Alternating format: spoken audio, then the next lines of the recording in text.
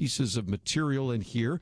It is endorsed by a number of individuals that we've had on this program in the past, and it is published by Regnery. Came out a couple of months ago, so you should be able to find it in your local bookstore, but we have also provided a link so that you can get it in hardback or in Kindle. And it is written by Iain Murray, who directs the Center for Economic Freedom at the Competitive Enterprise Institute in Washington, D.C., individual that has lectured quite often and written quite often on free markets, so he brings a tremendous wealth of experience there. A former civil servant, by the way, in the United Kingdom, still remains a British citizen, holds a master's degree from the University of Oxford and MBA from the University of London. And Iain Murray, it is a delight to have you on the program with us today. It's wonderful to be with you today. I might just mention, too, that one of the individuals that's on the program with us quite often is Dr. Merrill Matthews. He's with the Institute for Policy Innovation, and we also have been promoting your appearance on with them. So if people would like, after they've heard this hour interview, hear even more, they can go to ipi.org and find some of that information. But answer this question that I get so often from people that are usually older, and they say, why is it that I have a young person coming back from college or the university, and they seem so enamored with socialism?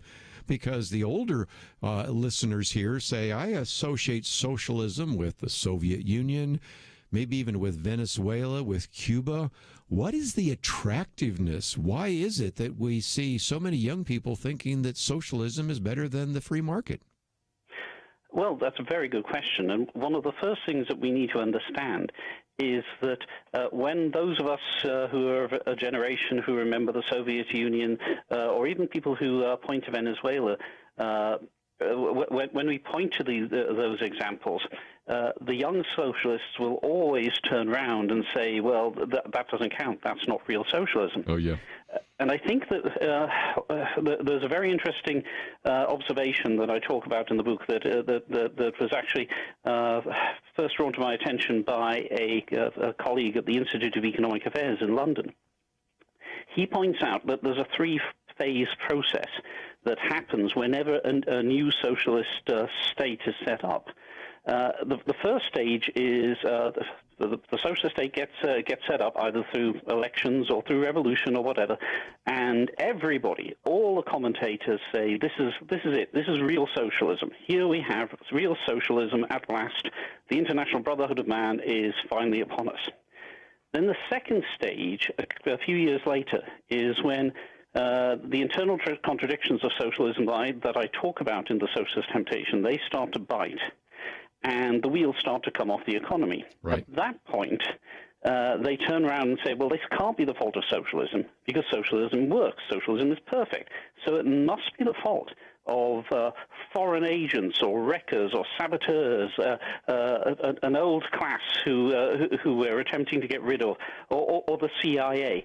Yeah, I think that's where we are with Venezuela at the moment. Socialists will always turn around and say, oh, there's nothing wrong with Venezuela. It's all foreign interference and the CIA. And then finally, when everything has gone to heck in a handbasket, when the economy is completely collapsed, in the worst-case scenarios, there may be many thousands dead, they turn around and say, well, the only reason that happened was because it's not real socialism. Yes. They didn't get it right. But interestingly enough, the people who say it wasn't real socialism are very often the same people who hailed it as real socialism right at the beginning. And again, early on in your book, you give us a definition. As a matter of fact, I do that in my little booklet on capitalism and socialism, because I also find, and I'm sure you do, Iain Murray as well, that some people change the definition. Young people say, well, socialism is equality. Well, no, it's a lot more than that. It's really, as you point out fairly early on, any kind of socialism, democratic socialism, hardcore socialism, market socialism, whatever. In every case, it subjugates the individual to the collective. Fair? Oh, that's absolutely the case. Trying to get somebody to define what socialism is, trying to get a socialist to define what socialism is, can be extremely difficult, because they will shift the goalposts all the time. Yes. For instance, AOC, the most prominent socialist member of the House, will say, oh, we just want to be like Sweden or like Finland or Denmark. But when you look at the policies that they are recommending as socialist policies, that AOC and so on are recommending as socialist policies, they are completely different from the policies that are followed in Sweden or Denmark. So you have to be very, very precise in trying to pin people down as to what exactly they mean by socialism. Yes. And again, one of the things that we're starting to see is more and more people tend to believe it until they experience it. And that's, I think, one of the arguments I'm starting to use, because I will many times, we sort of even have a millennial roundtable for those who are a little bit younger, and now we're even starting to have a roundtable that involves even the Generation Z. And sometimes I'll start out by just saying, do you want somebody telling you what to do? And they go, oh, no, I don't want somebody to tell me what to do. I said, well, then you probably don't want socialism, because you're going to have unelected bureaucrats telling you what to do. And if you want to understand a little bit more, there is this road to serfdom that somebody wrote about a long time ago, to point out that once you start letting these bureaucrats, even if they're well-meaning bureaucrats, even if they're the philosopher kings, sooner or later they're going to be telling you to do some things you really don't want to do. So when we come back from the break, I want to spend a little bit of time really talking about what this means. And the second section there is, can socialism deliver a fair society? Because one of the arguments used by Bernie Sanders and by Alexandria Ocasio-Cortez and other socialist advocates is that we need a fair society. We need a society where there isn't so much distance between the very rich and the very poor. We need an opportunity society, and we need to have equal outcomes and those kinds of things. And again, Iain Murray is the author who will help us look at whether or not socialism provides a fair society.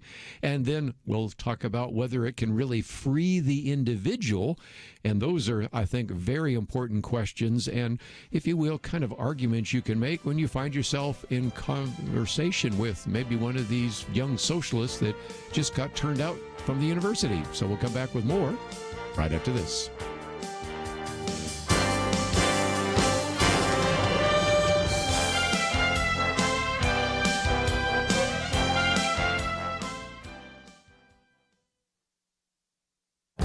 This is Viewpoints with Kerby Anderson.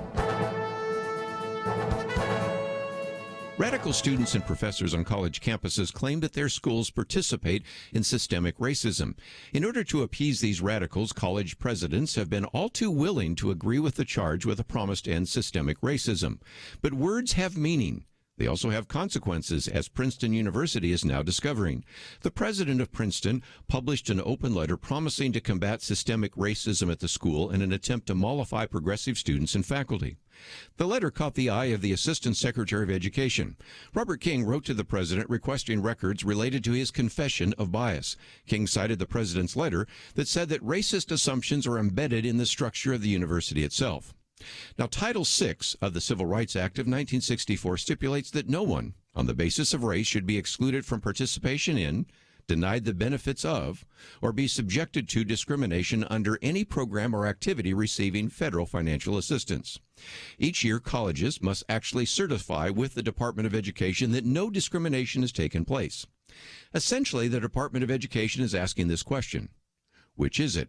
Are you just saying that there is systemic racism but don't really mean it? Or has discrimination taken place? If so, the university will be fined and have to forfeit federal funds. You know, we've all heard the phrase, talk is cheap. Phrases like systemic racism and white privilege are tossed around indiscriminately. The president of Princeton University is about to find out that there could be a heavy price to pay for making such comments. I'm Kerby Anderson, and that's my point of view.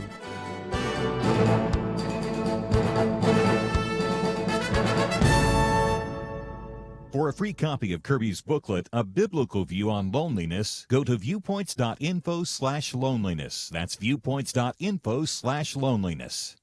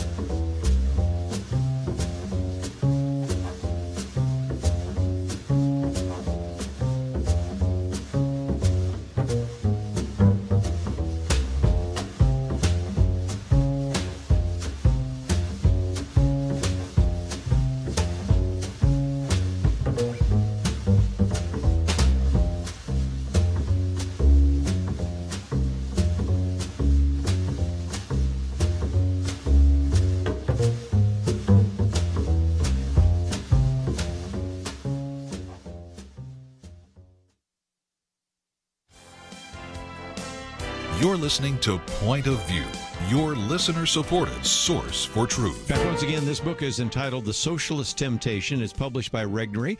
I would imagine you'd be able to find it in your local bookstore. We've made it very easy for you to get a copy, both in hardback and Kindle. I think you're going to really appreciate the extremely well-written material in this book and also the comprehensive nature of it. So we'll try to do it justice in the rest of this hour. But I thought for just a minute, Iain Murray, we would talk about, can socialism deliver a fair society? The argument that comes from our socialist friends is that we want a fair outcome. So they're more interested in outcomes than in opportunity, more interested in outcomes than even in the means of achieving it. But that's, of course, the rub, isn't it? Well, absolutely. It's very interesting the way that progressives have gone from believing in equality of opportunity to equality of outcome, or equity, as they tend to call it these days. The way they say they can guarantee that is because socialism is democratic. So they would. So who could object to that? Sure. America's a democracy. All we want is the people to have the say over whether the economy is fair or not. But of course, it only takes a moment's thought for you to realize that the people, the American people, cannot oversee all the many trillions of economic transactions that take place every day. They couldn't even do a fraction of that.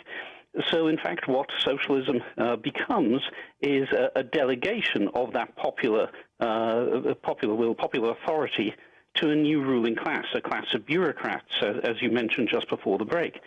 And so those bureaucrats, because they are imbued with the power of the people, become, as I say, a new ruling class, and end up being just as tyrannical as anything that we have seen beforehand.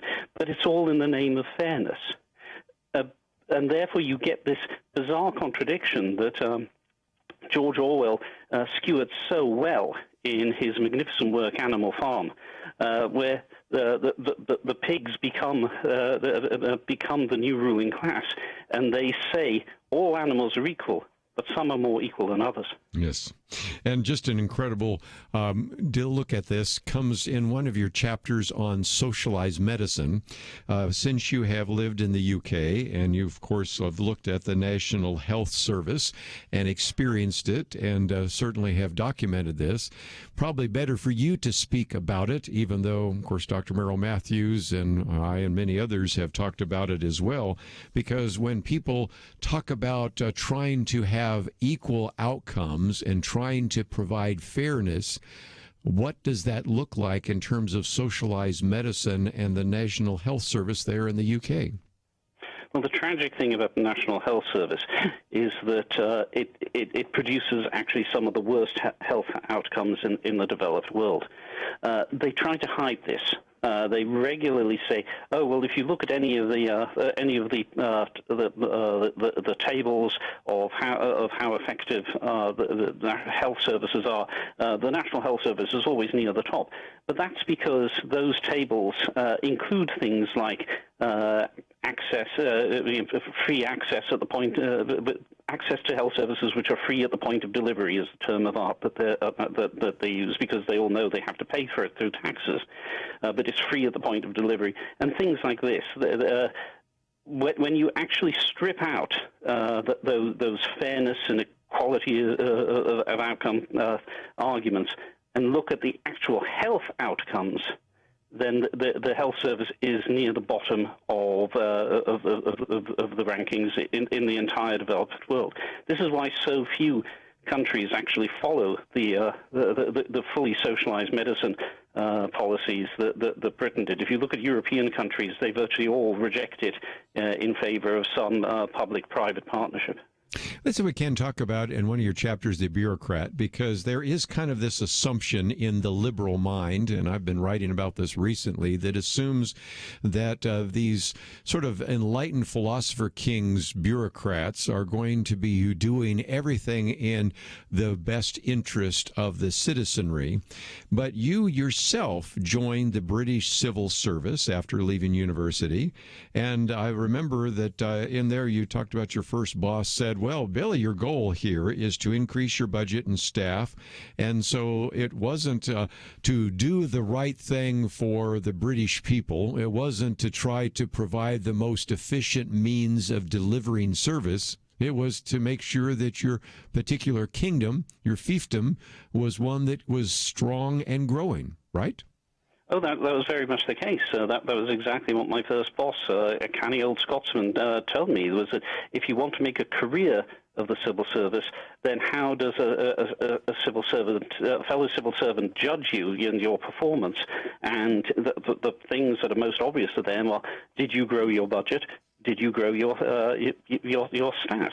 And this is actually just the coming into practice of a phenomenon that economists have recognized over the years, free market economists have recognized, called public choice, which is that the bureaucrats are not some Olympian gods. They are human beings like the rest of us, and so they come with human frailties and weaknesses, and human desires as well.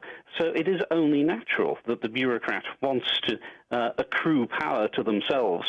And so this is what we see happen in every bureaucracy. In every bureaucracy, the bureaucracy attempts to grow and eventually becomes powerful enough that there aren't any checks and balances that can keep it in place. And again, many people think socialism is really ruled by the people, but it's really ruled by the bureaucrats because the road to serfdom is oftentimes paved with good intentions. But just before we take a break, let's see if we can maybe pick out one of the other chapters, because a critic would say, well, isn't this issue of income inequality and income differences and disparity and the lack of equal outcomes, isn't that a real problem? How do you answer that question? Well, this is an unfortunate question, because when people ask isn't income inequality a problem, they're always avoiding asking the real question, which is, how are the poor actually doing? So if the poor are doing very well and the rich are doing very well and perhaps even better comparatively, then income inequality will grow. If the poor are doing very badly and the rich are doing very badly, then income inequality will probably decrease. And so this is why you see the phenomenon of in many socialist countries that there is much less economic inequality. But when you look at the indicators of how the poor are actually doing in the socialist countries, they are always doing much worse than those in capitalist countries. So that's the question that needs to be asked: how are the poor actually doing? And again, in some respects, you take that on because there are those who are trying to argue that we simply have such an incredible wage gap. But I don't necessarily struggle with a billionaire making more money than I do, unless you're really having trouble with covetousness. And I think the 10th Commandment did kind of address that anyway. But nevertheless, that's sometimes the real issue. It's trying to make you feel somewhat inadequate when even though you have a lifestyle that is better than people in previous centuries could have possibly imagined. So I do want to take a break, and when we come back, I want to get into this issue of freedom in particular. Does socialism free the individual, and what is the relationship between the individual and the collective? What about this idea of property rights and economic freedom and regulation and some of that? So those are some other just very relevant chapters chapters in that section. And then if we have time, we'll also get into, is it possible that socialism can even sustain communities and how that fits together? And then just some of the totalitarian and socialist temptation that certainly is front and center in this book as well. If you would like to know a little bit more, I would encourage you to go to the website. First of all, we have a link that will take you to CEI.org, which stands for the Competitive Enterprise Institute. You can find all sorts of great information on everything from regulations to environmental policy to free market and much more. If you click on the picture of the book, it is again called The Socialist Temptation, hardcover and Kindle, and some great resources that are available there. So take the time to visit the website pointofview.net. And as we go to a break, let me also open up the phones. Perhaps you have a question or a comment that you would like to make. That number is 800-351-1212, 1-800-351-1212. Iain Murray talking about this socialist temptation and the need for us to really think about this with some level of common sense. And we'll come back and talk about freedom, the individual, collectives, and even private property. All that coming up right after this.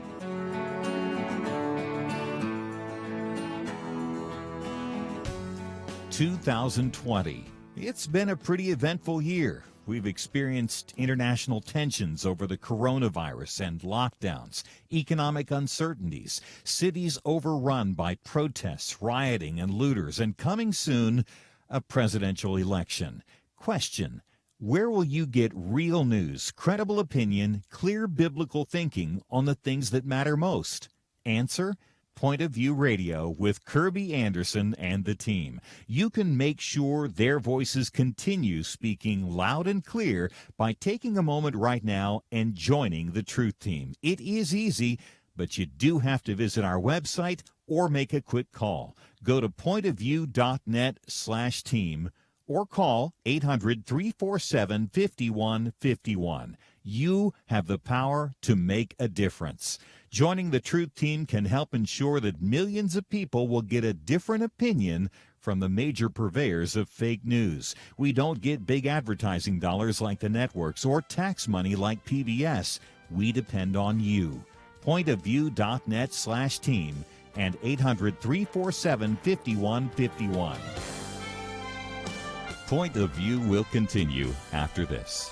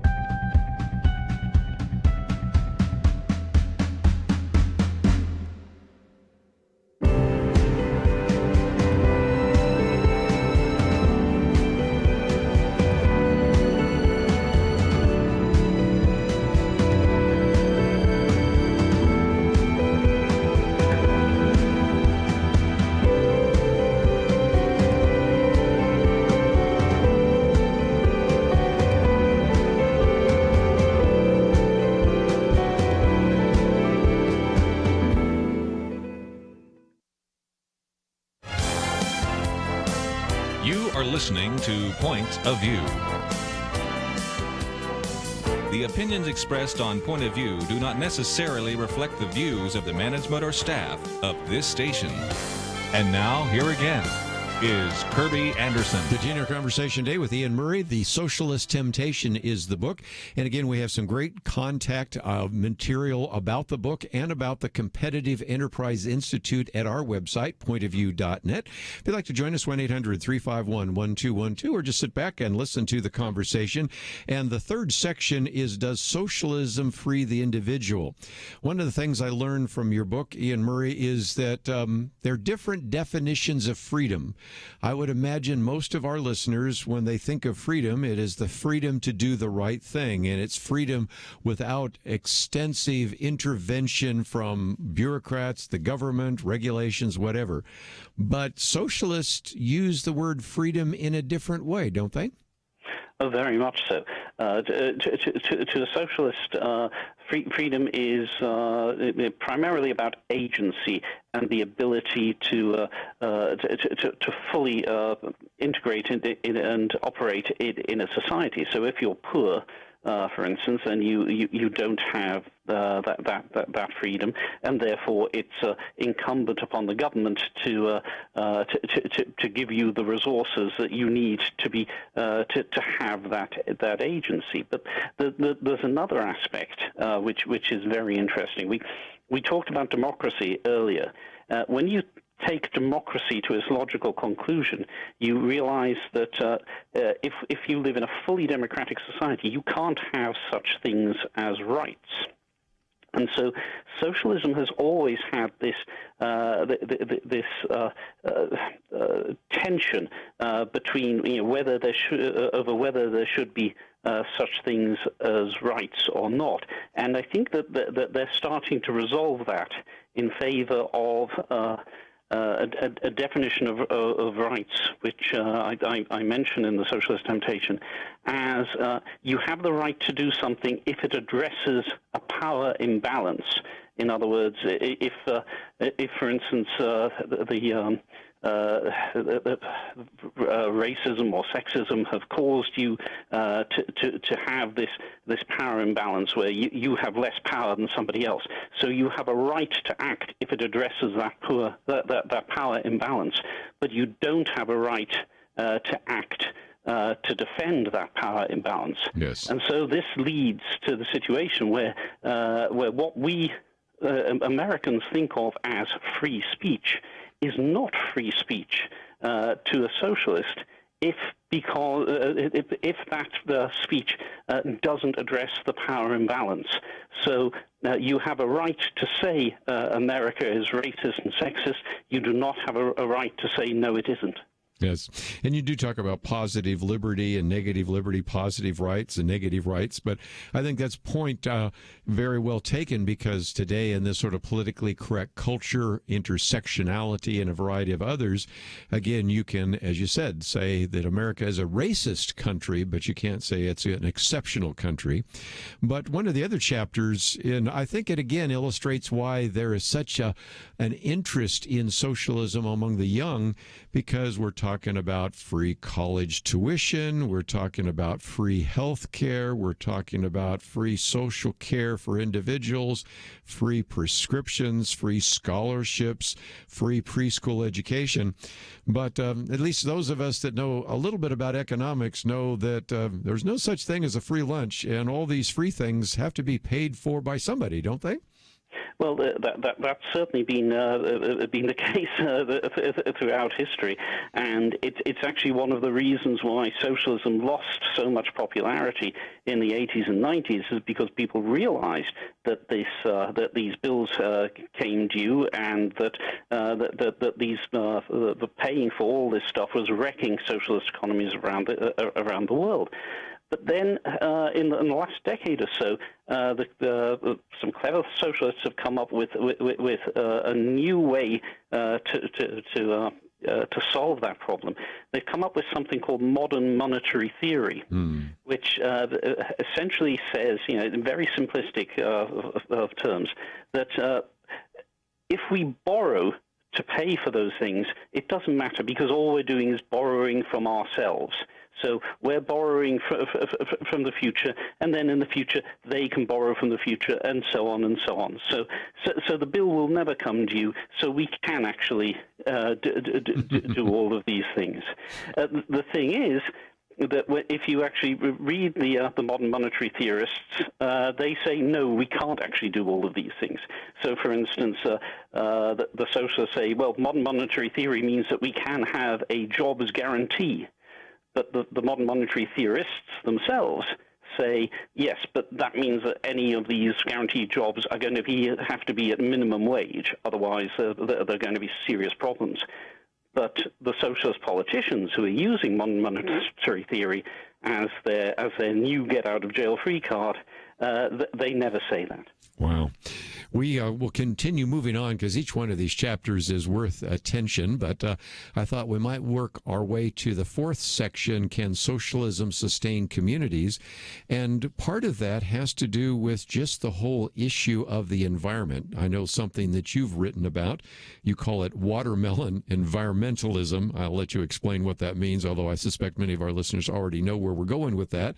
And just the whole idea that socialism is oftentimes portrayed as being more favorable to environmental ideas, but it oftentimes, when they focus on environmentalism, are really just trying to sneak in kind of a communist-type message, aren't they?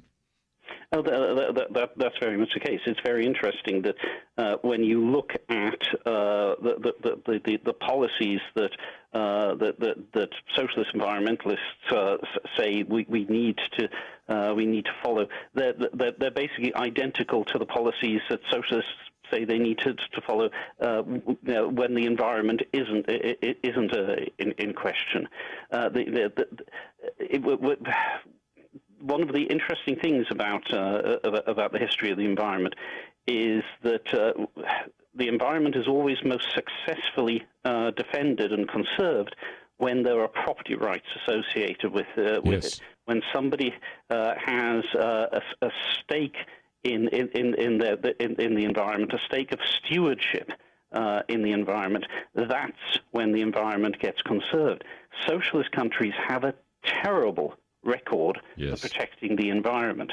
If the greatest environmental catastrophe that has occurred in the world is the destruction of the Aral Sea, which was in the old Soviet Union.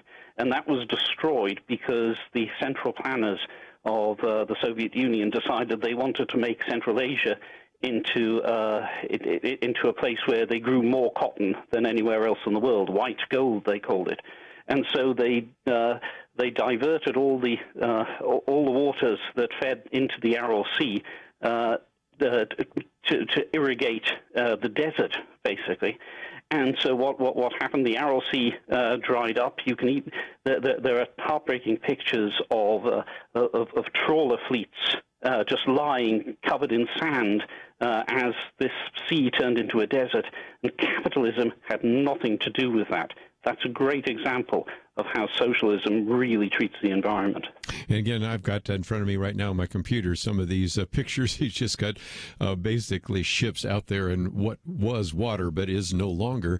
And again, it gets back to actually one of your earlier chapters. I guess it was chapter 19 or earlier. It was on the whole issue of property rights. I guess it was actually 14.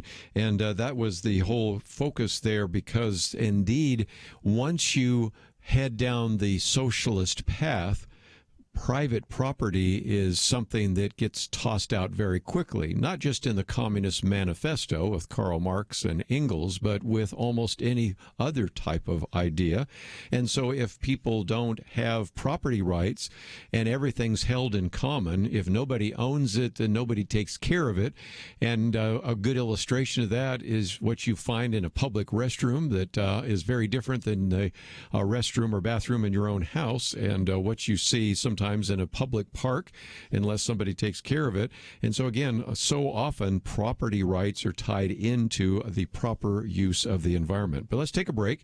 Although when we come back, I do want to talk about this idea of regulation, because that itself, as you said, creates carnage, and gets into the last section here about whether the United States and America and American politicians are going to head down the road towards serfdom and totalitarian temptation and socialist temptation, or whether or not they're going to recognize the folly of some of these ideas that have been put forward by some of these well-meaning bureaucrats and even politicians. So let's take a break.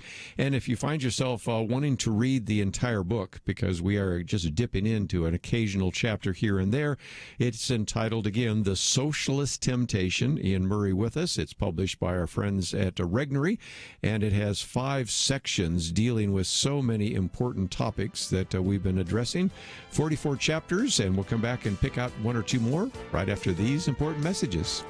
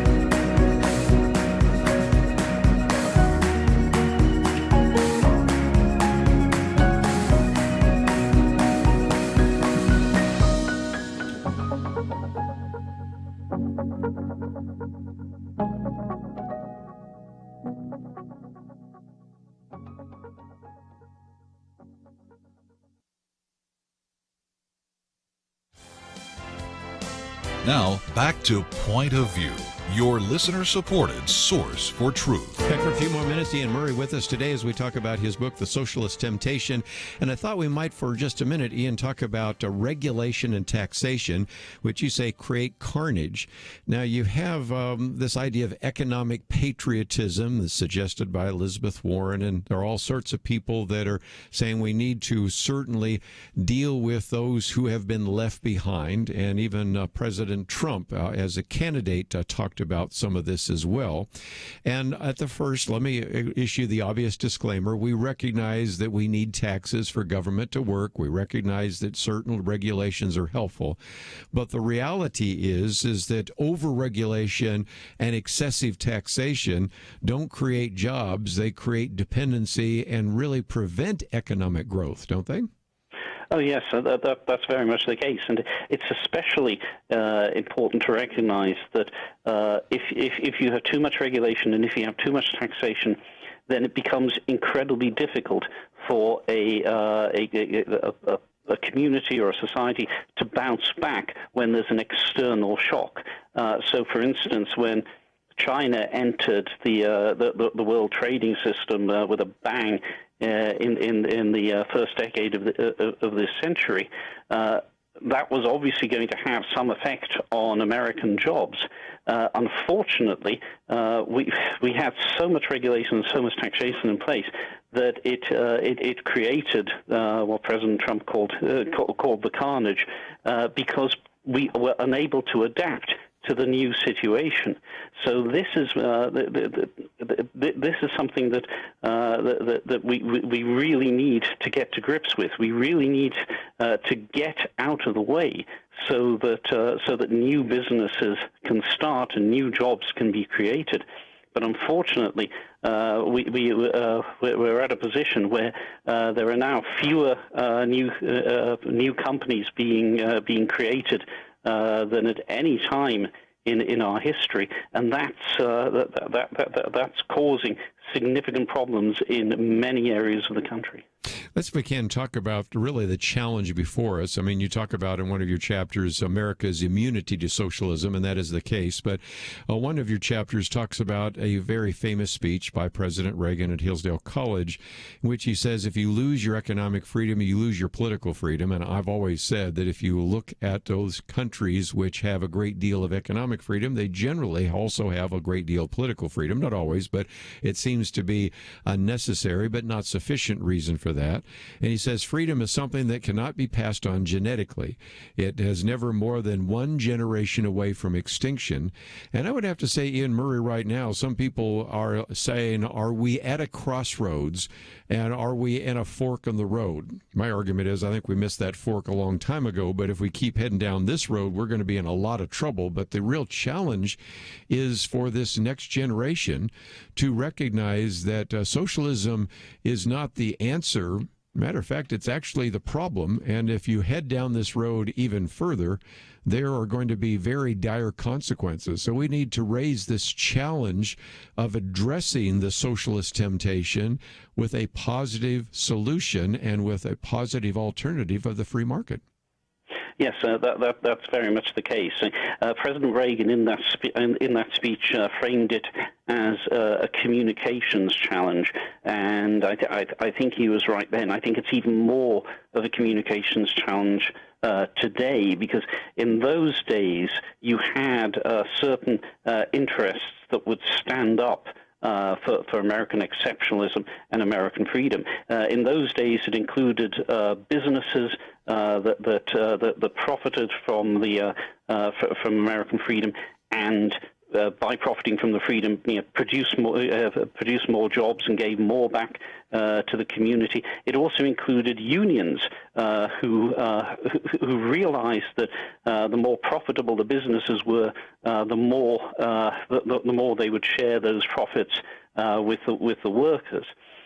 So in those days, you had those two interests who were willing to help in the communications challenge. Today, those interests have gone. The unions are mostly government unions, where they profit by increases in the size of unions, in the size of government, which leads to more union members, and therefore they have a vested interest in the growth of government. And unfortunately, we are seeing with the beginnings of woke capitalism, yes, as it is called, we are seeing businesses who are willing to say that they need to be regulated more, and and sotto voce, their competitors need to be regulated out of existence, and look how wonderful we are. Look at how much virtue we have, and they do so by actually insulting their customers, which is something that the people of Reagan's generation would have found astonishing. So that makes the loss of those two institutions really makes the communications challenge all the harder. I like one of the things that you say near the end of the book, too, about turning the table on the socialists. Some of the contradictions. Socialism claims to be democratic, but leads necessarily to rule by bureaucrats. As George Orwell said, you mentioned it earlier, all animals are equal, but some are more equal than others. Requires doublethink. That is, the more powerful the state becomes, it supposedly leads to the withering away of the state. Freedom is maintained by coercion in a socialist state. To be a socialist, freedom of speech should not be allowed because it contributes to inequality. These are just great, if you will, sort of talking points, and just a great reason why I would hope people would get a copy of the book. It is about 250 pages, published by Regnery. But just before we go, let's also talk about the fact that we have not only a link to this book, but a link to CEI.org, which is Competitive Enterprise Institute. Can you talk just briefly, Ian, about some of the resources that are there? Because you have issues, publications, you have a blog, and a number of other things. And for people that would like to know more about the free enterprise system, like to know more about addressing issues ranging from the environment to regulations, these are the kinds of things that you are covering on a regular basis there at the Competitive Enterprise Institute, aren't you? Oh, indeed. The CEI was founded by our legendary founder Fred Smith in 1984 because nobody else was tackling that issue of regulation that we've talked about and the problems of regulation comes with us. We've over our history we've been the leading think tank on the problem with environmental regulation and how free market environmentalism is a much superior alternative. In recent years, we've done a lot on labor regulation, on technology regulation, and on financial regulation. But there's much more there besides. We have a general mission of promoting the free market and limited government, and I hope that if you're interested in those things, you will find something to interest you at CEI.org. And again, we have that link on our website. And Iain Murray, thank you for writing such a good book, and thank you for giving us an hour today here on Point of View. It's been an absolute pleasure. We are going to take a break, and let me just mention one other thing I really never got to, but it's worth mentioning because we so often talk about the idea of religious liberty, and he makes a very good case in about the middle of the book that really in a socialist environment, religion is almost the first thing to be drummed out of the public square. So just one more compelling argument, and there's so many other ones in the book, so I hope that you have enjoyed the conversation today. We have information on the website, CEI.org, but of course all of it's at our website, pointofview.net.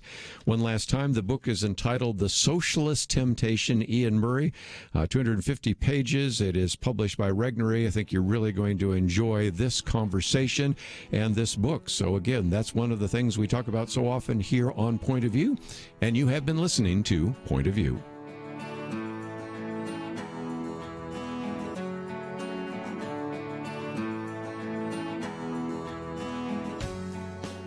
Having civil conversations about important issues seems to be harder and harder. Various media outlets tell people what they should believe, why they should be outraged, and getting people to actually think, well, it can be difficult. Whether it's the gospel, tax issues, social policy, or just about anything else, you need to have solid information and clear thinking to address the hard issues. You need God's truth applied. And that's what you get in less than 2 minutes with Point of View's Viewpoints Commentary, a daily resource to help you be informed and think through the things we need to be talking about. It is free and will arrive in your inbox each day when you visit pointofview.net/sign-up. Sometimes we know we should say something, but we're silent because we're not quite sure what to say. Viewpoints Commentary can help you break the silence and change the narrative. It can make you a more equipped, agent for truth. Get your free subscription to the Viewpoints commentary at pointofview.net/signup. pointofview.net/signup. Point of View will continue after this.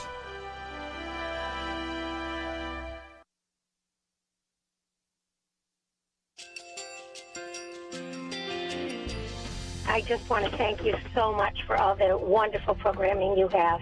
You're just absolutely fantastic. I recently started listening to Point of View, and I really found it interesting because of the different subjects you cover. Thank you for that. I really appreciate everything that you do in keeping us informed. Thank you, Kerby, for everything that you have been doing. I appreciate all the work that you're doing, advocating for the Word of God. Thank you so much. Point of View, I think, is absolutely necessary because it's a Christian perspective, a biblical worldview perspective, and receive very current, up-to-date information about what is really going on, week to week in our culture, which is changing so rapidly, and yet it's morally sliding backwards. Yeah, first of all, I think y'all's program is wonderful, and enjoy it every day. I learn so much every time I listen to it. Point of View Radio Talk Show.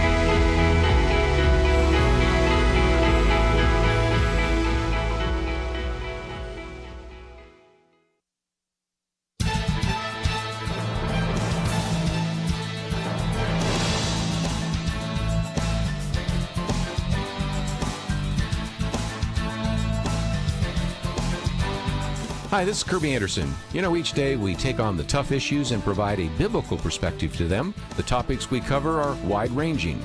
Apologetics, theology, prophecy, creation and evolution, intelligent design, marriage, family, child-rearing, the millennial generation, trends in society, politics, economics, business, religious liberty, the Constitution, public policy, foreign policy, military policy, tensions in the Middle East, abortion, homosexuality, pornography, sexual ethics, media, technology, history, and America's godly heritage. We talk about anything that affects your faith, your family, or your freedom. So don't go anywhere, because Point of View starts right now.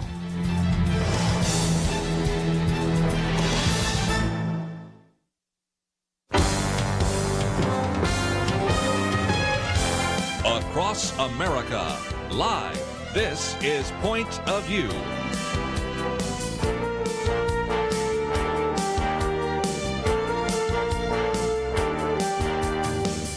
And now, Kerby Anderson. Thank you for joining me. It is the Wednesday edition of Point of View.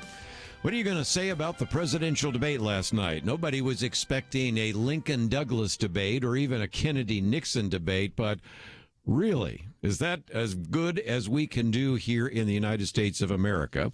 We've posted one article which I thought was a good summary of it. It was called a Jerry Springer debate.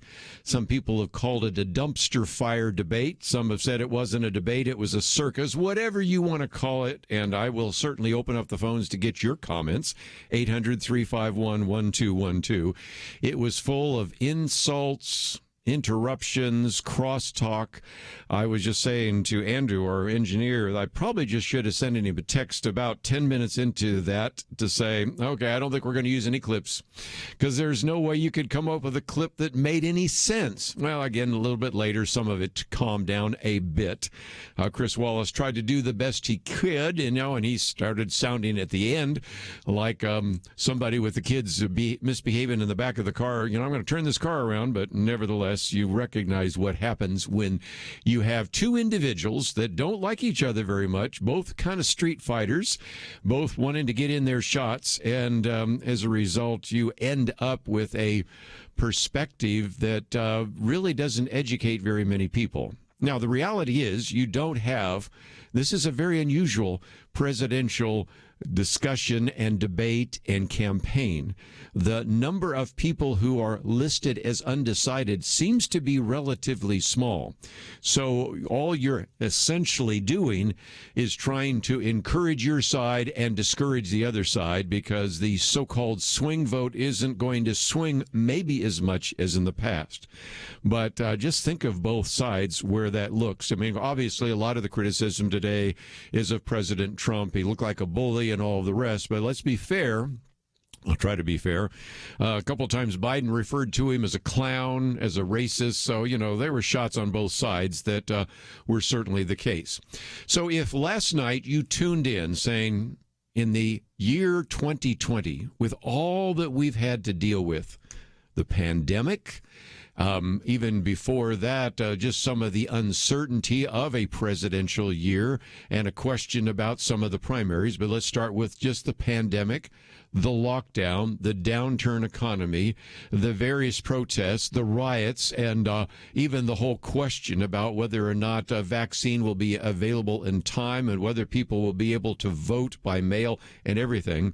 What you were probably looking for is somebody on that stage who actually was, if nothing else, going to project kind of a calm, confident leadership. And frankly, if you're looking for someone like that, of the four candidates, the two presidential candidates and the vice presidential candidates, the one person that fits the bill is Mike Pence. As a matter of fact, I will give you a little bit of a preview that I think in some respects the vice presidential debate may be more significant than any other, and I'll go into that in more detail in just a minute. But I noticed already we're starting to get phone calls, and the first one has to do with Chris Wallace. So let me talk about that. I love how Gary Bauer put it. Gary Bauer, of course, did a very good analysis. I'll just pick out one of his many comments, and it was, I don't know whether Chris Wallace will vote in person or by mail balloting or absentee ballot, but I know who he's voting for. His anti-Trump bias was on full display last night, and I guess I was glad to see President Trump call him out, saying to Wallace, I guess I'm debating you, not him, but that's okay, no surprise.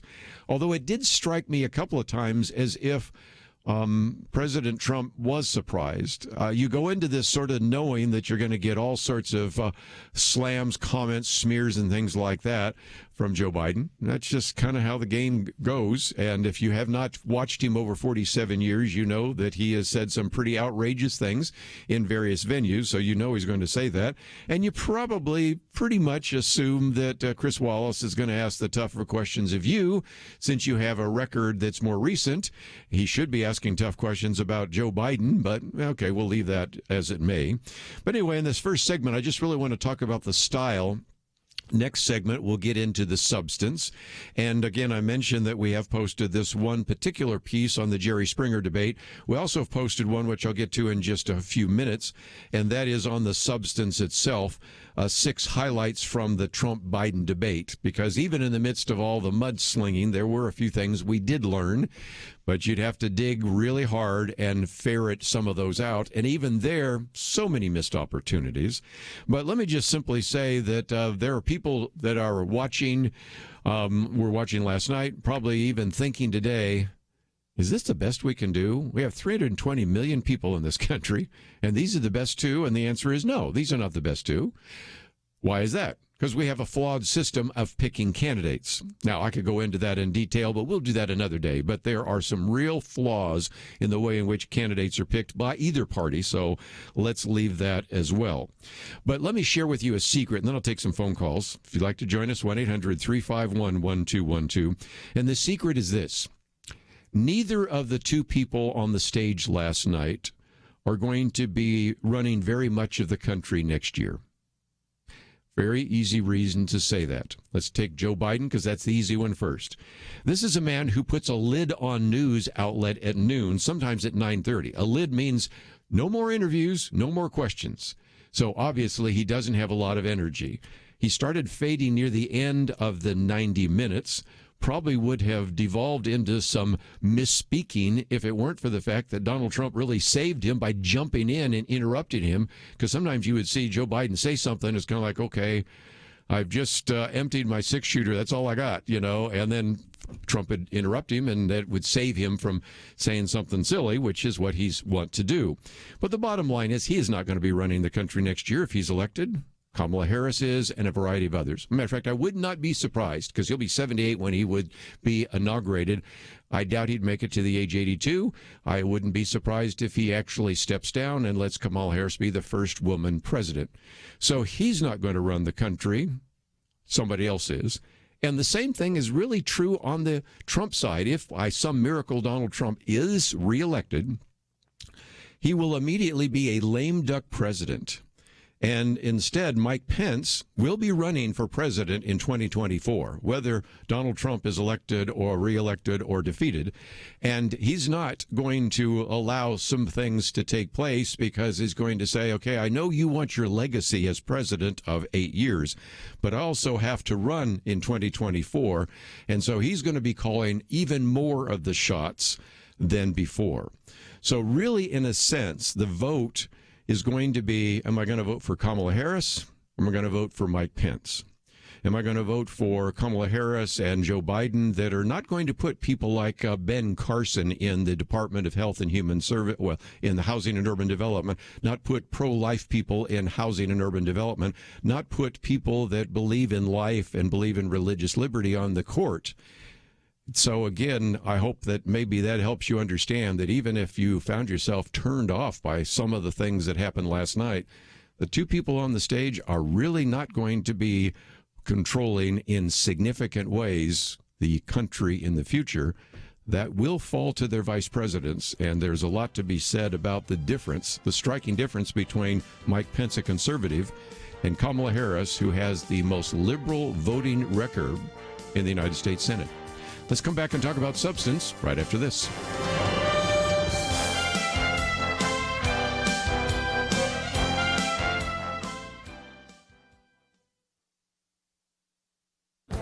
This is Viewpoints with Kerby Anderson.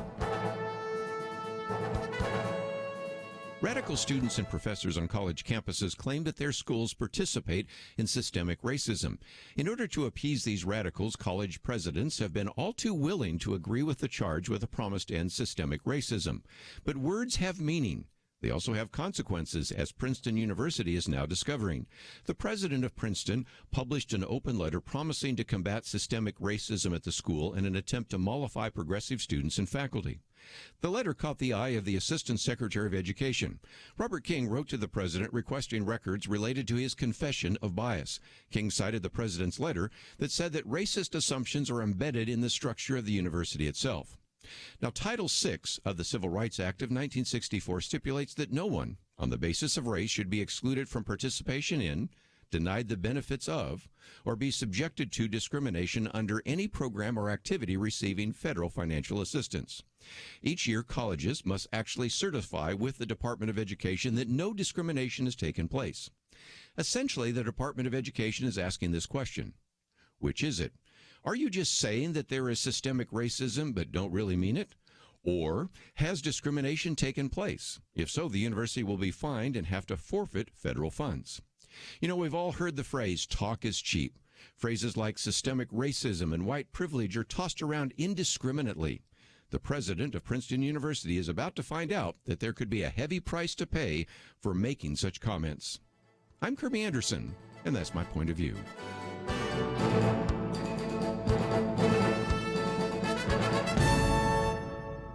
For a free copy of Kerby's booklet, A Biblical View on Loneliness, go to viewpoints.info/loneliness. That's viewpoints.info/loneliness.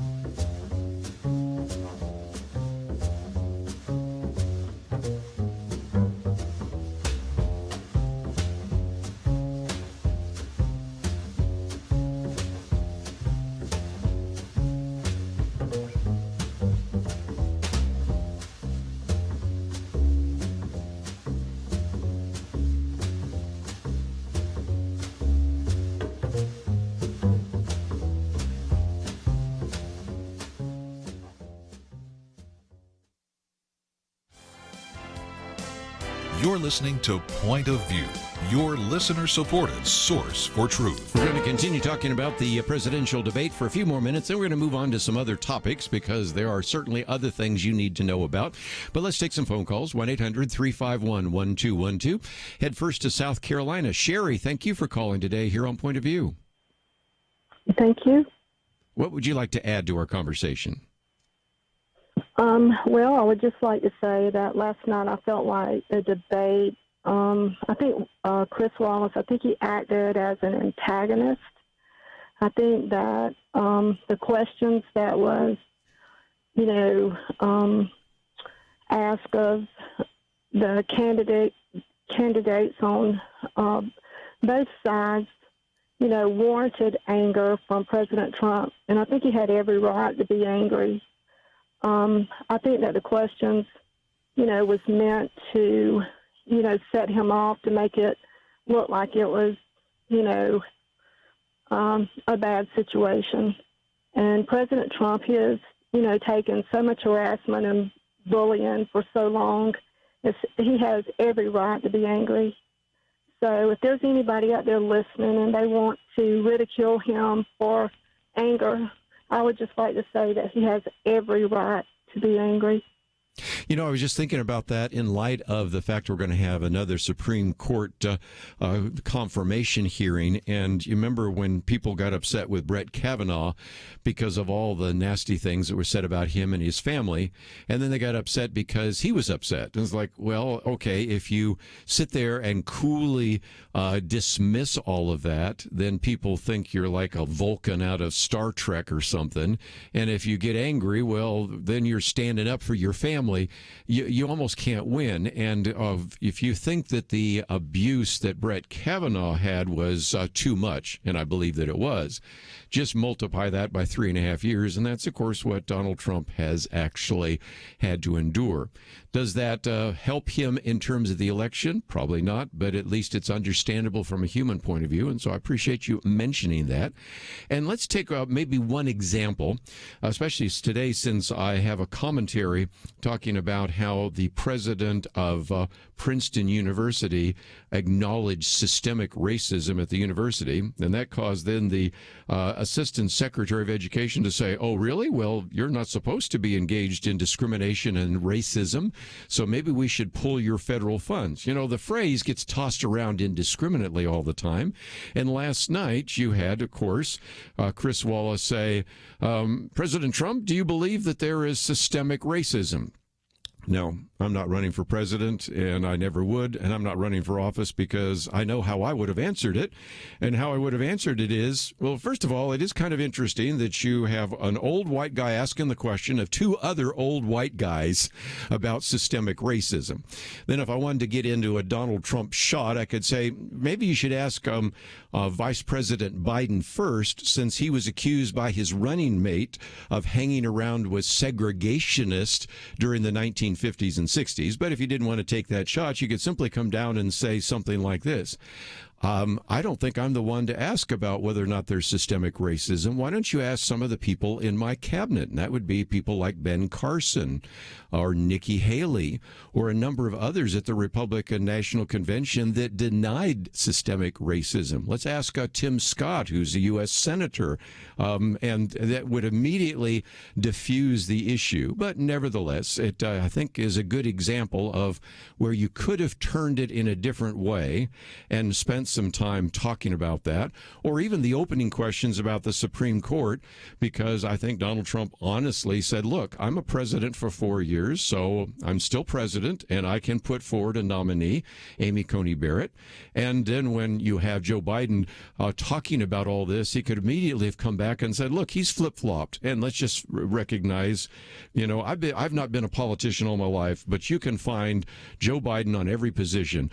You know, a little over 4 years ago, he was convinced that the president at that time, Barack Obama, should indeed be able to nominate an individual, Merrick Garland, and now he's saying you should not be able to. So who do I trust? The Joe Biden of 4 years ago or the Joe Biden today? Or the Joe Biden of 47 years ago or the Joe Biden today? Those are the kinds of ways in which you could have not necessarily looked like a bully and point out some really important debate tactics. Well, let me take some more phone calls because quite a number of you would like to weigh in with your comments. So we'll go to Georgia now. And Matthew, what are your thoughts? Augusta, Georgia. Go ahead. Yes, I would like to talk about the debate on last night. I thought the debate was extremely fearless and extremely childish. I look forward for more mature individuals instead of arguing and mudslinging against one another. Well said. We need the country to go forward instead of backwards. Last night was horrifying.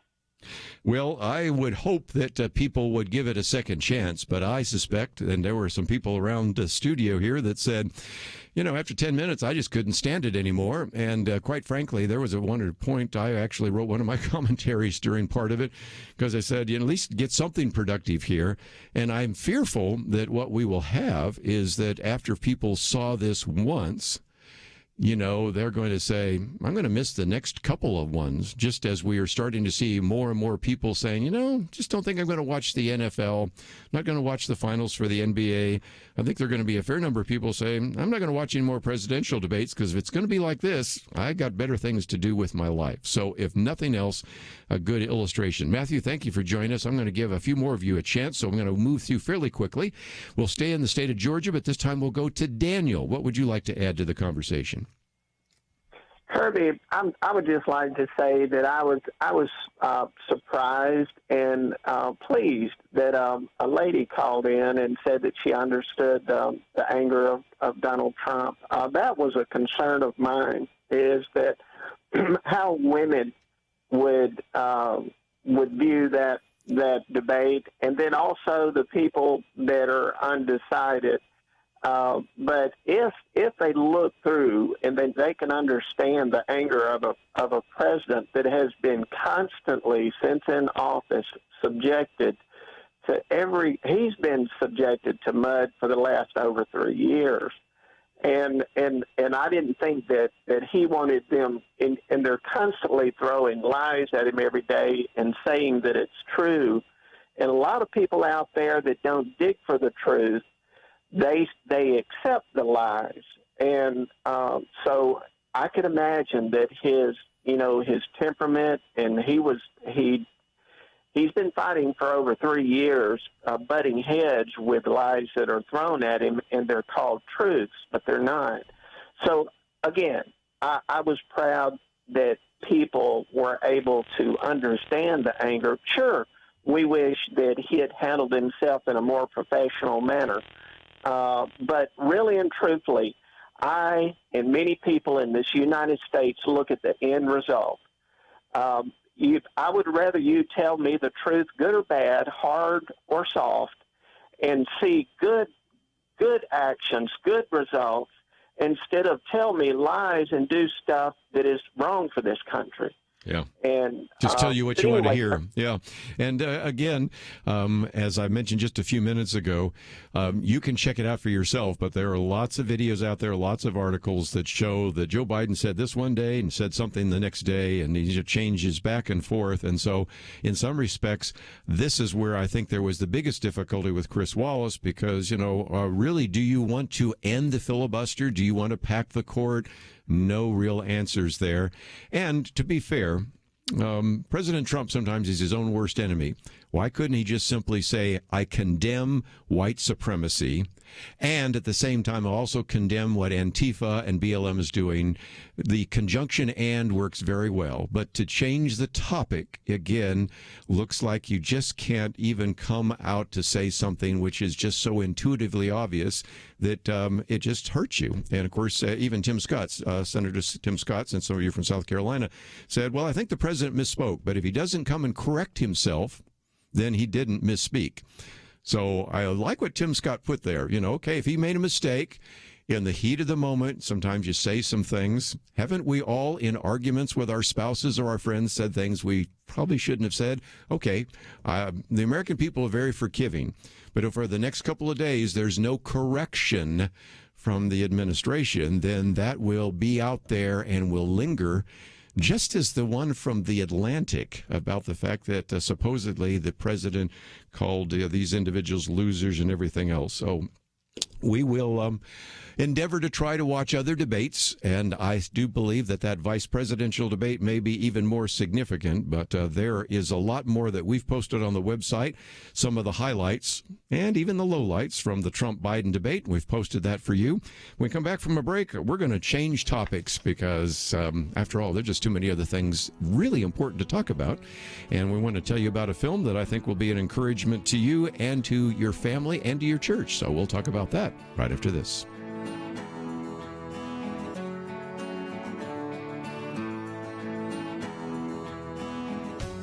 Sometimes I think about seeds. You ever stop to consider that some seeds become entire trees and some trees grow up and produce fruit?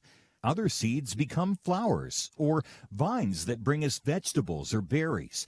And some trees don't have fruit, but they're just pretty, especially in some parts of the country when it comes to the fall colors. Yes, sometimes my mind goes off like that. And I also think about such things when it comes to the seeds that so many have planted in the quest to impact our nation through Point of View Radio. You may think that your gift is a small thing, but like a seed, it can grow to have an impact beyond your imagination. If you want to see beauty again in America, consider planting a seed today and making a difference by joining the Point of View Truth Team. Get the details today, right now, by visiting pointofview.net/team or call us at 1-800-347-5151. Plant a seed for a great future. Cultivate truth. Pointofview.net/team and 800-347-5151. Point of View will continue after this.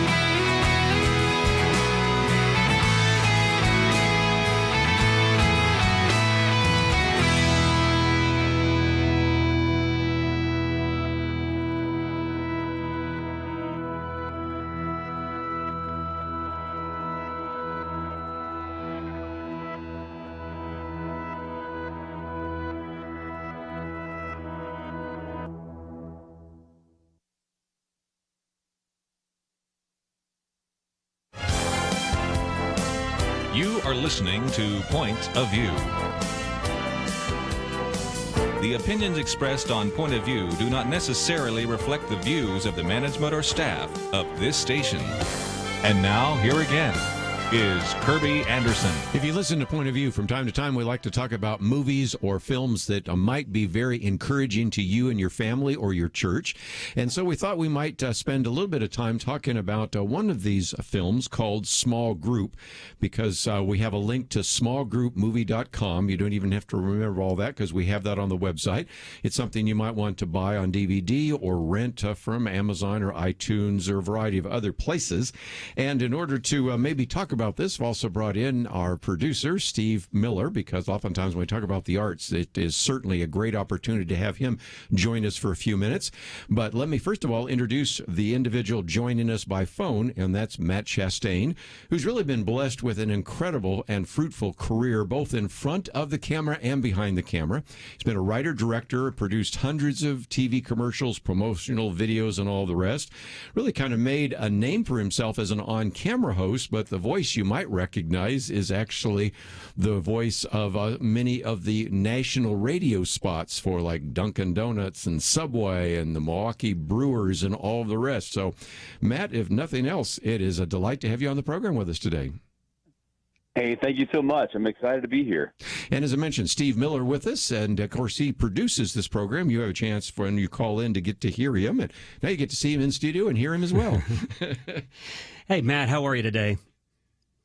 Steve, great talking to you, man. Yes, Steve and I had chatted quite a bit a while back about the movie, and I know that when Steve told us when it was time for it to be released nationwide, that definitely give him a call, and you guys like to chat about it. So, yeah, I'm just excited to chat with you guys as I sit here and watch my Atlanta Braves locked in a late-inning pitchers duel here. It's not a bad day. That's talking right. to radio guys, watching my Braves. Yeah. There you go. Well, it is good to finally make the connection with you here. Let's start off talking a little bit about the film in general. Question, why Small Group and why now? Why is this a good thing?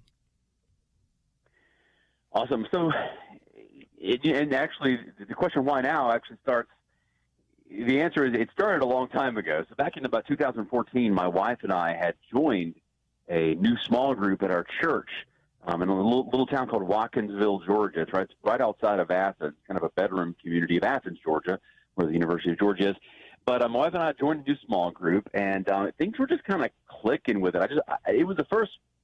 We'd tried out some other small groups. This is the first one we really felt like it was really working, firing on all cylinders.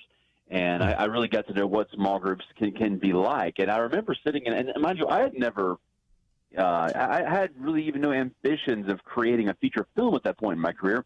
But I remember sitting in a meeting, and one of the first meetings going, man, somebody ought to make a movie called Small Group. This is great, because my thought was that it's just such a unique environment for storytelling, right? You think about all the relationship groups that there have been movies made, set in, right? How many romantic relationships, family relationships, work relationships, team relationships, soldiers in a platoon relationships. All these important relationships are great settings for a good story, and yet small groups, which for a lot of people are really probably third only to immediate family in terms of importance of relationships, kind of ranking ahead of extended family in a lot of cases. I mean, I think Barna estimates there are 40 million Americans involved in group ministry. So it's a really important thing, and yet there were no movies made set in that setting. And for me, it's a really cool setting because you bring a different part of yourself or a different version of yourself to small group than you do to big church, so to speak, right? In big church, we're the most polished version of ourselves, aren't we? The most well-behaved version of ourselves. I find that to be the least interesting version of ourselves. Yeah.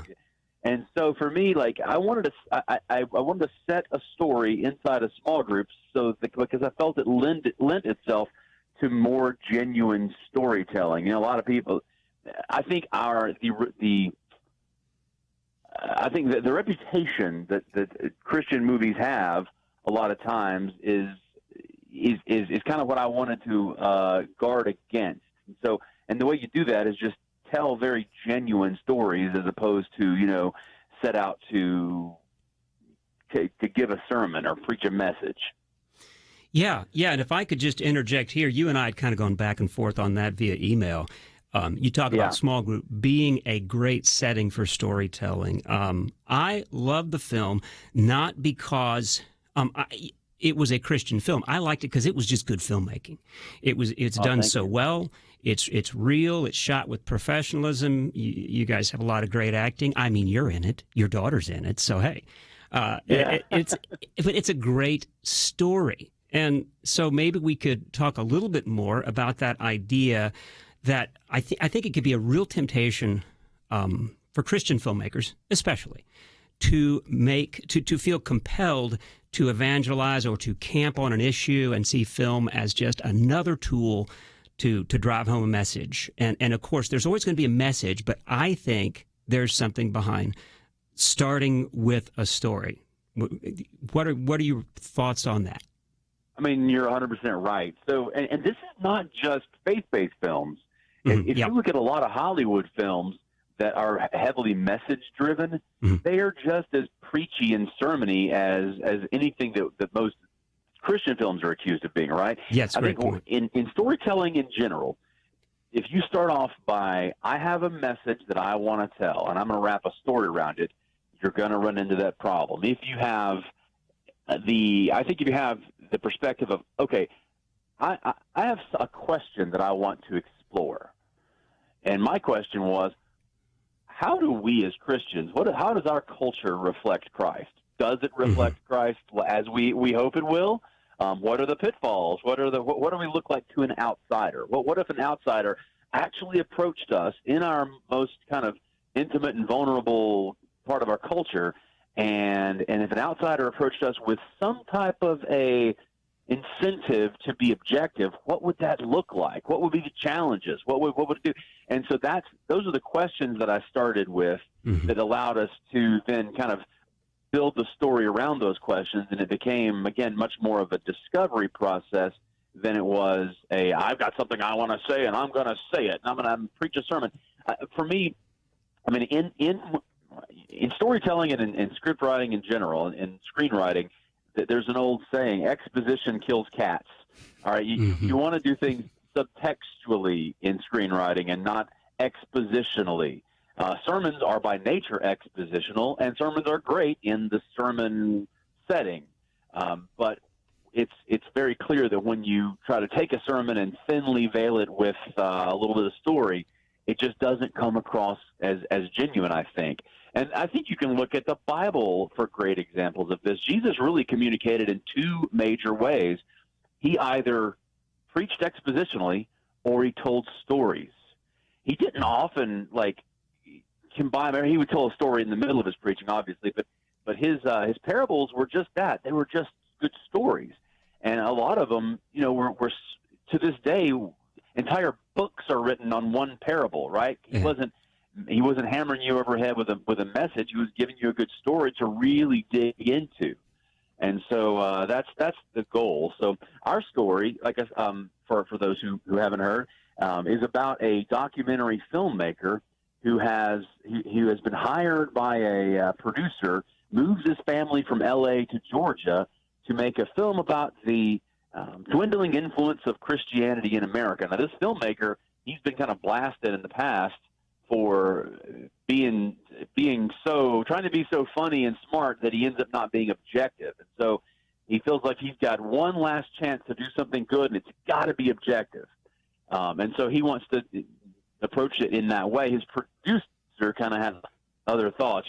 Today's culture, everything, it's hard to say anything that gets any attention unless there's that, clickbait, radical message behind it, no matter what side it comes from. You got to say something crazy in order to get out there. So his movie, the producer wants him to make is he wants him to make a hit piece, basically. So, but anyway, he goes to church with his wife, and they start looking into it. He realizes, I'm not going to get anywhere in big church. That's just not where we're going to really get behind the scenes and learn who Christians really are. We got to figure out something. And so his field producer, who is a former missionary's kid, or is a missionary's kid, a Christian herself, she suggests you guys should join a small group. Small group. And so there you go. So they join a small group, and they antics ensue, and they get to know he's given the material, and he's given the people an objective look, and which means he's going to challenge them in the ways that people normally challenge Christianity, though I would not say that this is any kind of a lesson in apologetics. Yeah. But he's going to challenge them. He's going to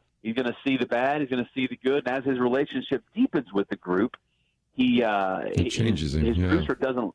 Yeah, well, his producer doesn't like where it's going, and his producer exposes the infiltration. So now we're really left to see how the group's going to handle this deception. Let's take a break, and we'll come back and talk a little bit more about that, because if nothing else, it kind of gets the question going. What if somebody did have a hidden camera in your small group? What they might have said and what they might have found. We'll be back right after this.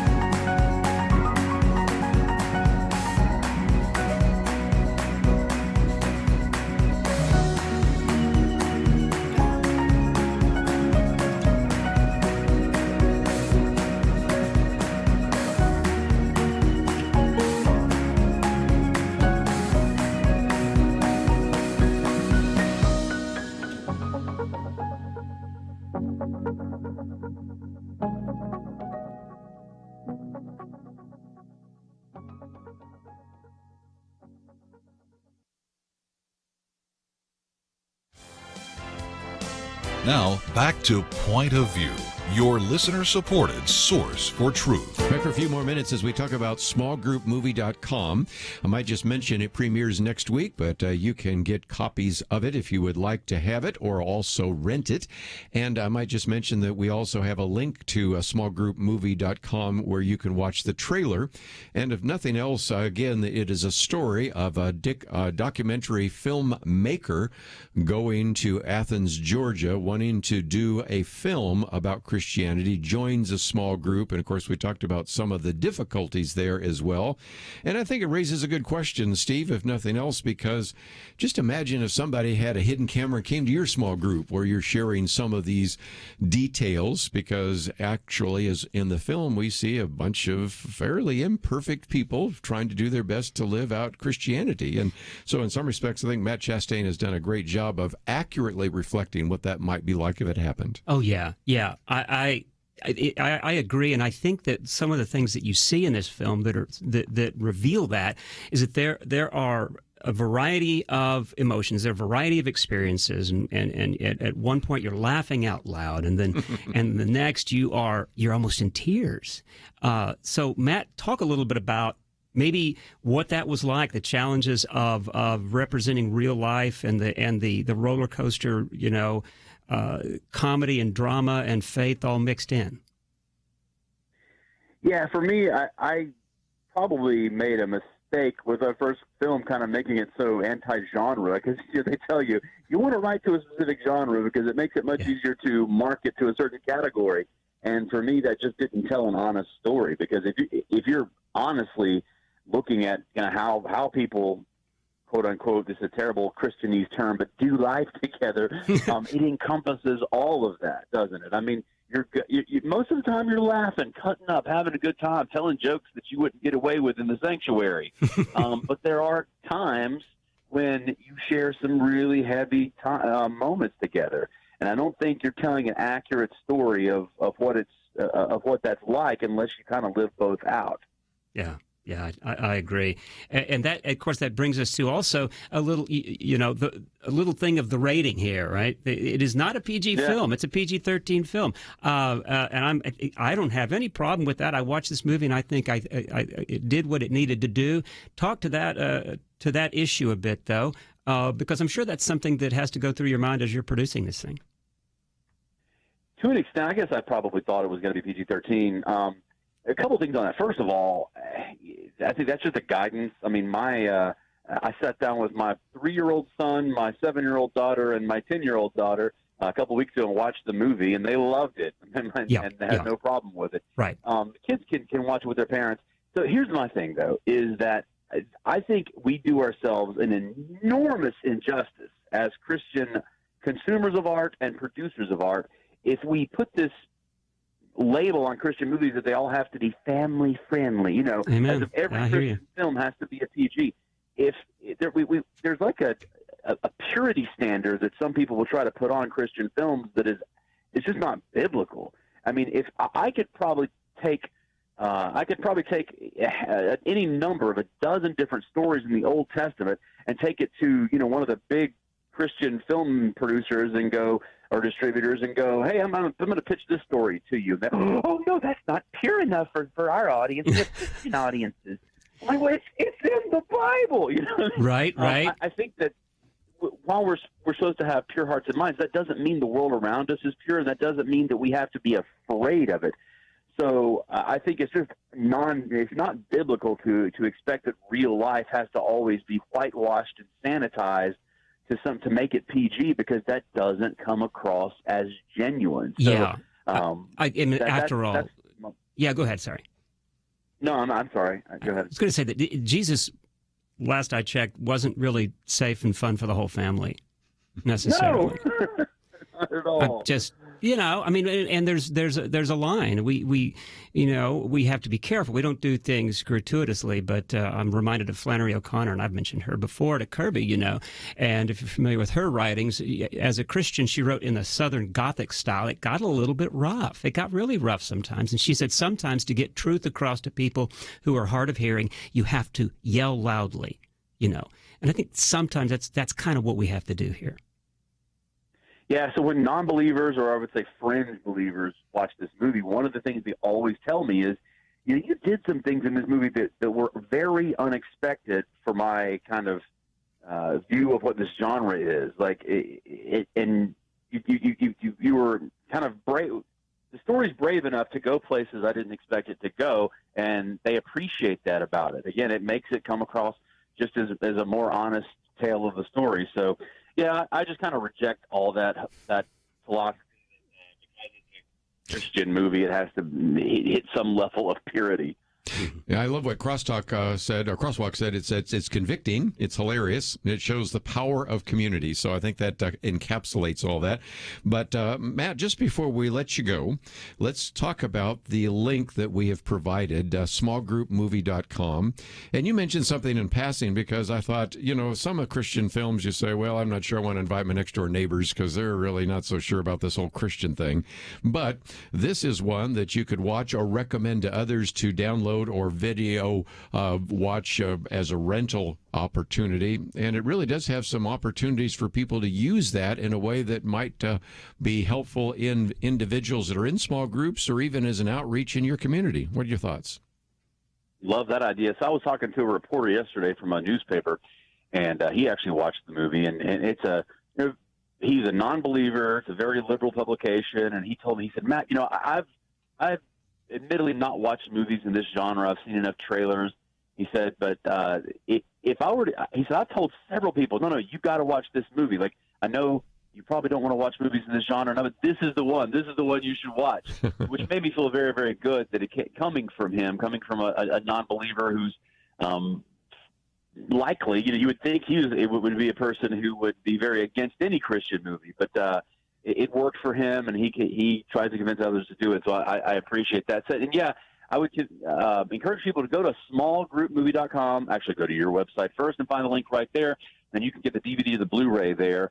It's not in rental yet. It's available for purchase, a digital purchase on Amazon right now. Rental's way down the road. You have to, the thing about making movies is that, especially when you have over $1 million budget, you got to sell it a lot of times in order to get your investors paid back. And if you don't get your investors paid back, they don't let you make any more movies. That's right. So, if when you rent it on Amazon, which will be months and months down the road, there's just not as much income coming in from a rental fee when you split that with Amazon. So that's why right now it's only for sale. So hopefully everybody will go out and buy it, add it to your collection. I think when you do, it'll be worth it. A lot of people say that this movie is actually better the second or third time they watch it. So this is one you're going to want to watch again and again and share with people. So that's why I encourage people to go out and buy it. Well, again, we have a link, and again, there's available DVD, Blu-ray. We have all sorts of other links that you can find. It's all available on the website, pointofview.net. And, of course, Steve has been talking about the film coming out, and so we just thought we might announce it today. And, Matt, thank you for joining us today here on Point of View. Thank you guys for having me. It was so much fun. Thanks, Matt. We will do that again, and every once in a while we come across something that I think would be very helpful. It would be great for an evangelistic outreach, something that would really encourage you and your family as well. Next hour, we're going to, while we're talking about churches, this kind of follows very well the Church Called Tov. And you might say, what is that? Well, that's Hebrew for goodness, and it really is forming a goodness culture that resists abuses of power and promotes healing. Scot McKnight is with us, and we're going to be talking about that issue. And I think as we have been over these last couple of days talking about trying to do what is good and try to be positive, I think you're really going to enjoy that conversation as well. So Scot McKnight will be with us. And of course, as we get into some of those issues that he's raising, we'll open up the phones and give you a chance to join the conversation. But let's take a break. We'll be back with more right after this. Having civil conversations about important issues seems to be harder and harder. Various media outlets tell people what they should believe, why they should be outraged, and getting people to actually think, well, it can be difficult. Whether it's the gospel, tax issues, social policy, or just about anything else, you need to have solid information and clear thinking to address the hard issues. You need God's truth applied. And that's what you get in less than 2 minutes with Point of View's Viewpoints Commentary, a daily resource to help you be informed and think through the things we need to be talking about. It is free and will arrive in your inbox each day when you visit pointofview.net/sign-up. Sometimes we know we should say something, but we're silent because we're not quite sure what to say.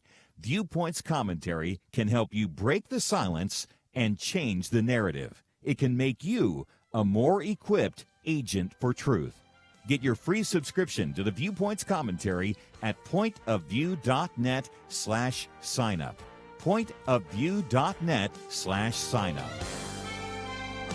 Point of View will continue after this.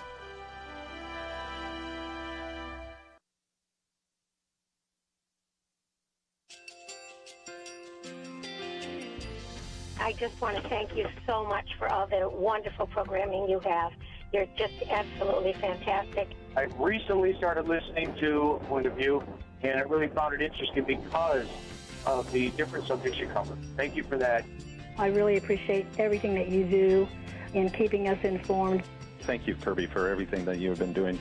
I appreciate all the work that you're doing, advocating for the Word of God. Thank you so much.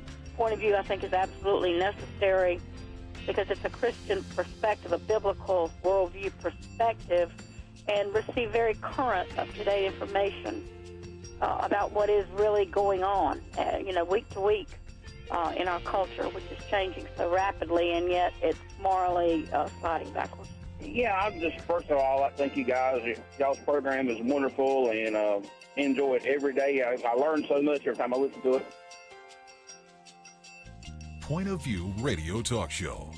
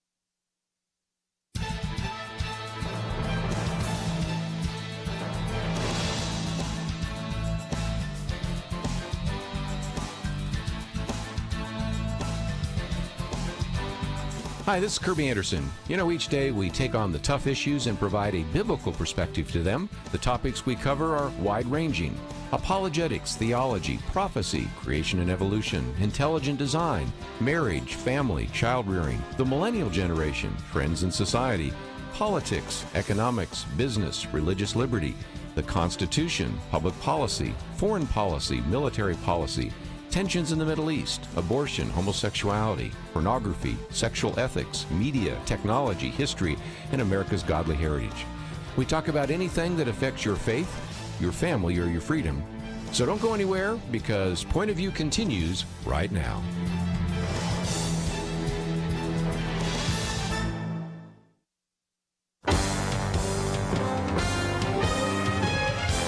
Across America, live. This is Point of View.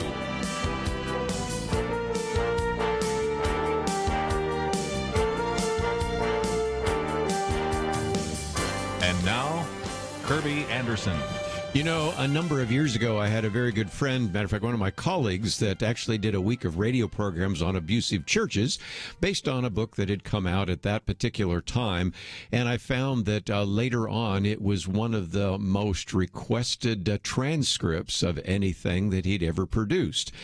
Bringing that up to date, you know that oftentimes we've had on this program our good friend Mary DeMuth, who, when we first met her, was writing about a variety of other things. Her most recent book, We Too, How the Church Can Respond Redemptively to the Sexual Abuse Crisis, just illustrates again that there is a real concern with what you might call toxic churches. So that's really what we're going to talk about this hour, and it is all part of a book that's coming out next week.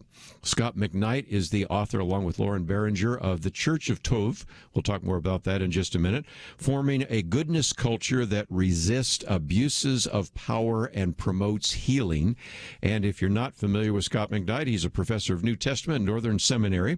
Individual probably best known for a number of books like The Jesus Creed and The King Jesus Gospel and a number of others. And Scot, I appreciate you writing the book, and thank you for joining us today here on Point of View.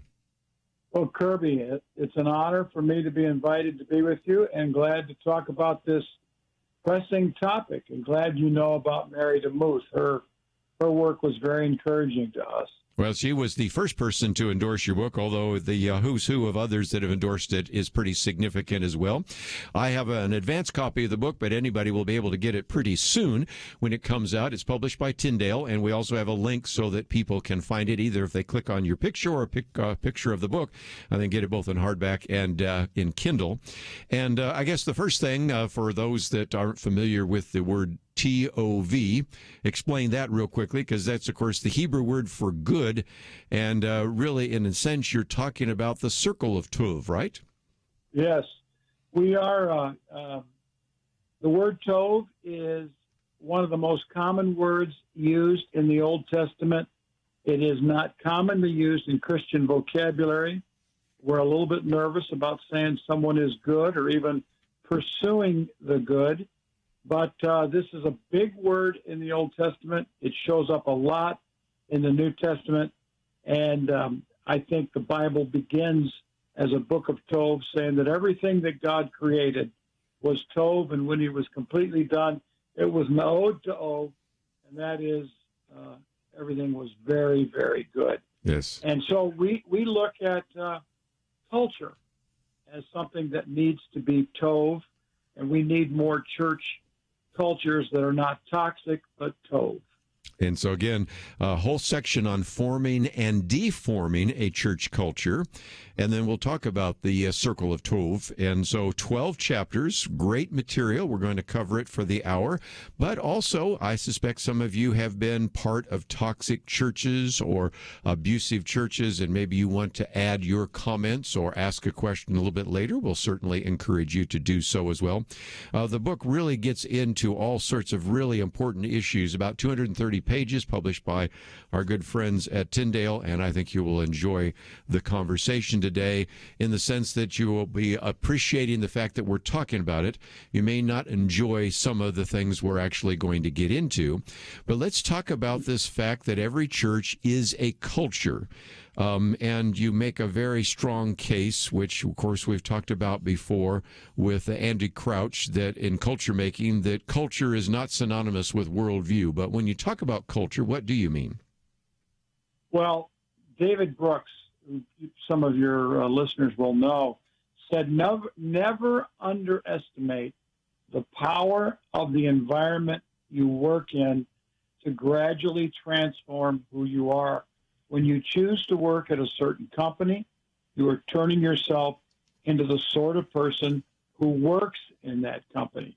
This is a really important point for us, and it's important for us to realize that culture is like an agent. It's something that is alive and well in a group of people that influences the people to be like that culture. And churches that are just beautiful and full of goodness, full of Tov, can influence people to become good people and to be more Tov-like.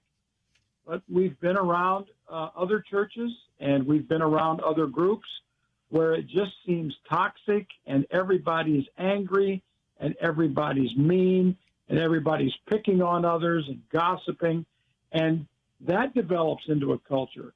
So we are asking people to begin to think of their church as a culture rather than simply a collection of individual Christians who gather together on Sunday, and to ask the question, what kind of culture is involved in my church, and do I want to be a part of that culture?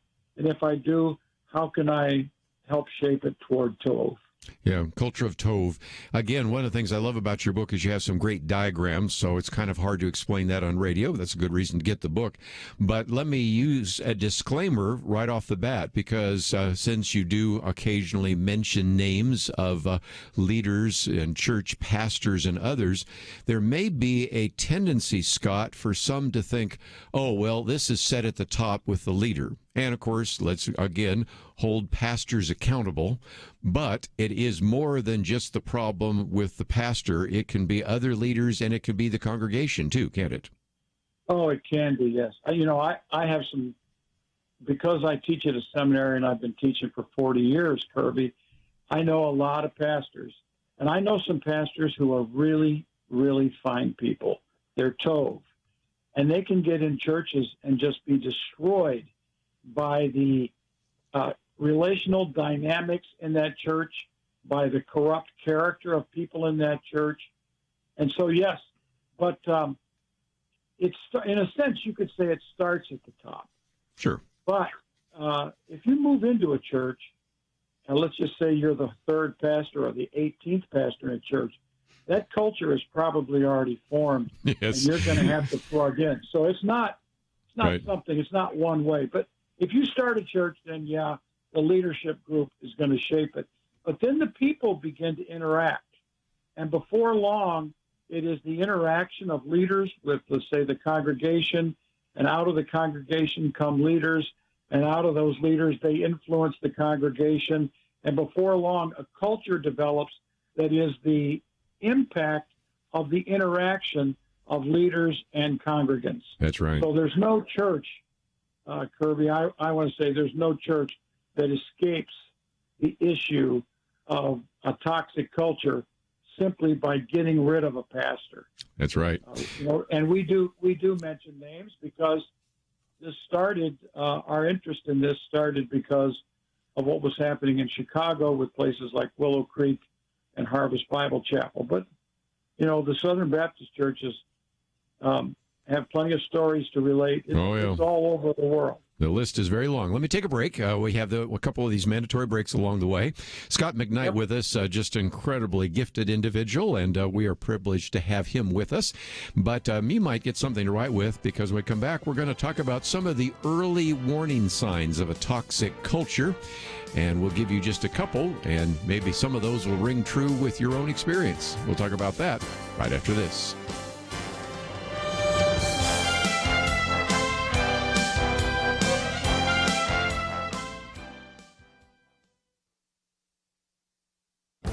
This is Viewpoints with Kerby Anderson. Radical students and professors on college campuses claim that their schools participate in systemic racism. In order to appease these radicals, college presidents have been all too willing to agree with the charge with a promise to end systemic racism. But words have meaning. They also have consequences, as Princeton University is now discovering. The president of Princeton published an open letter promising to combat systemic racism at the school in an attempt to mollify progressive students and faculty. The letter caught the eye of the Assistant Secretary of Education. Robert King wrote to the president requesting records related to his confession of bias. King cited the president's letter that said that racist assumptions are embedded in the structure of the university itself. Now, Title VI of the Civil Rights Act of 1964 stipulates that no one, on the basis of race, should be excluded from participation in, denied the benefits of, or be subjected to discrimination under any program or activity receiving federal financial assistance. Each year, colleges must actually certify with the Department of Education that no discrimination has taken place. Essentially, the Department of Education is asking this question: which is it? Are you just saying that there is systemic racism but don't really mean it? Or has discrimination taken place? If so, the university will be fined and have to forfeit federal funds. You know, we've all heard the phrase, talk is cheap. Phrases like systemic racism and white privilege are tossed around indiscriminately. The president of Princeton University is about to find out that there could be a heavy price to pay for making such comments. I'm Kerby Anderson, and that's my point of view.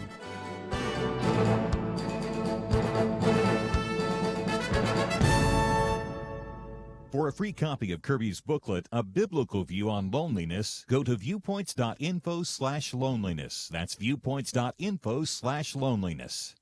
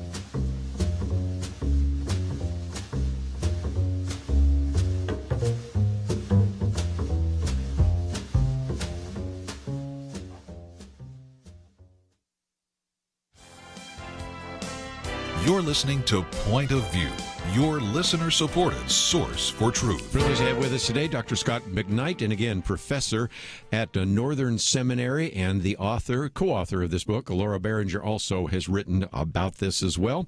And let's, if we can, Scott, maybe focus on some of the warning signs of a toxic culture, because I think this then connects up with some of our listeners. They might be sitting in a church saying, I see that. This is something I need to be thinking more about. And so that's one of the reasons you put it in the chapter, because we can be in the midst of a church culture and say, well, I guess that's just kind of how all churches function. But that's not true, is it? That's very insightful. That's totally true.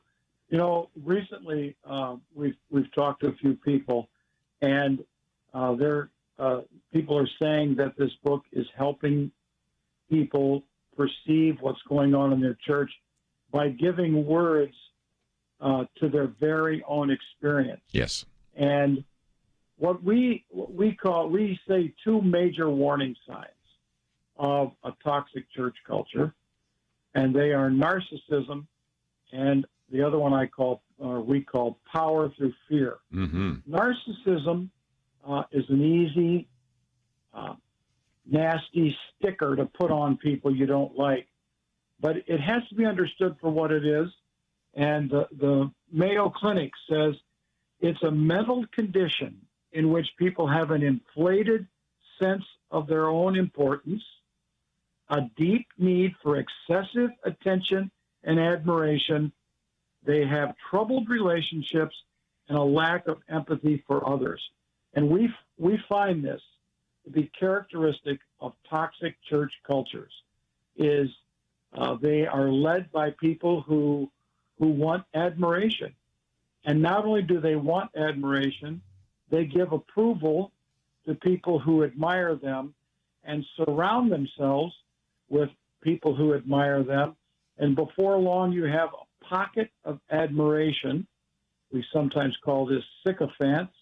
Another word is they are flatterers.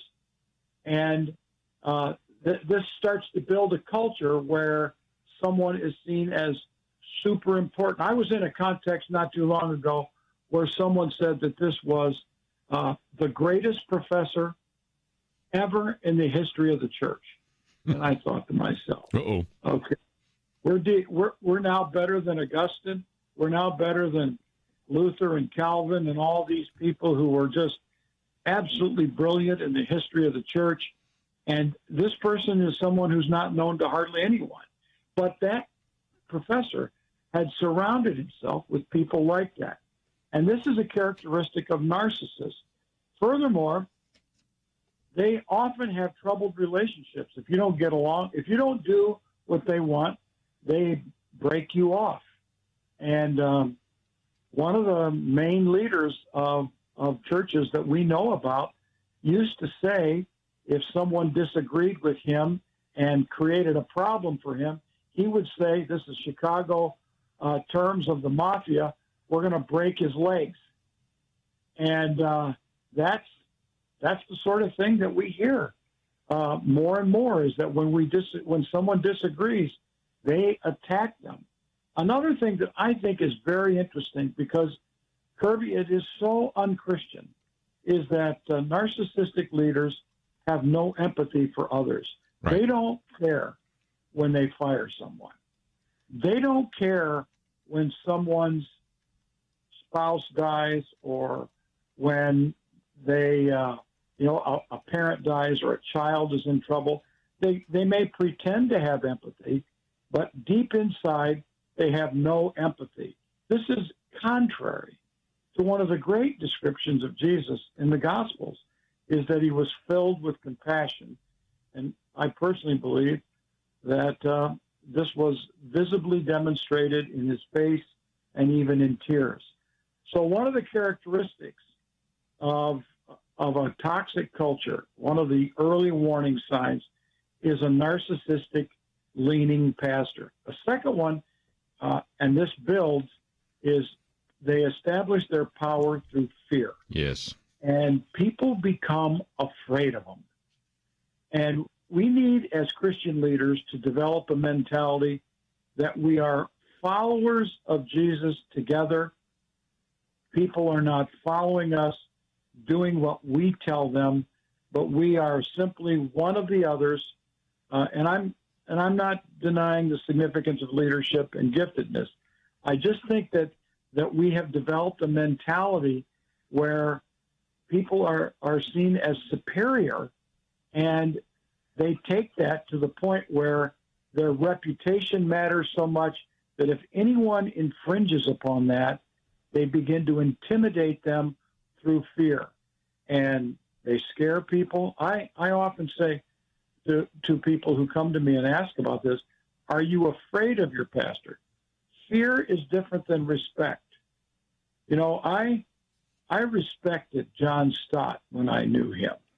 I respected some of my professors and my pastors, but I was never afraid of these people. I've been around others where I thought, if I say something wrong, they're going to try to get me fired, or they're going to try to write. That's a different game altogether. Respect can sometimes flow directly into fear, and when fear is operating, then we're not doing, isn't it John who says perfect love casts out fear?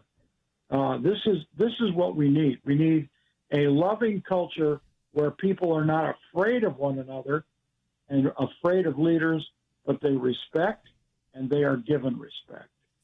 One of the people you quote is Ron Enroth, and of course he's one I was referring to earlier, that his book came out, and then some of my colleagues actually did whole weeks of radio programs on some of that, on spiritual abuse. But in his book, you have a very good quote about the fact that these individuals become kind of a spiritual autocrat religious dictator really attempts to compel subordination.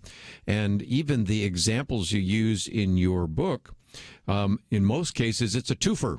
Oftentimes, they have both a narcissistic personality and they use power through fear. So, in some respects, it isn't like one or the other. In most cases, these really abusive churches, or what you call toxic churches, usually have the full complement, don't they?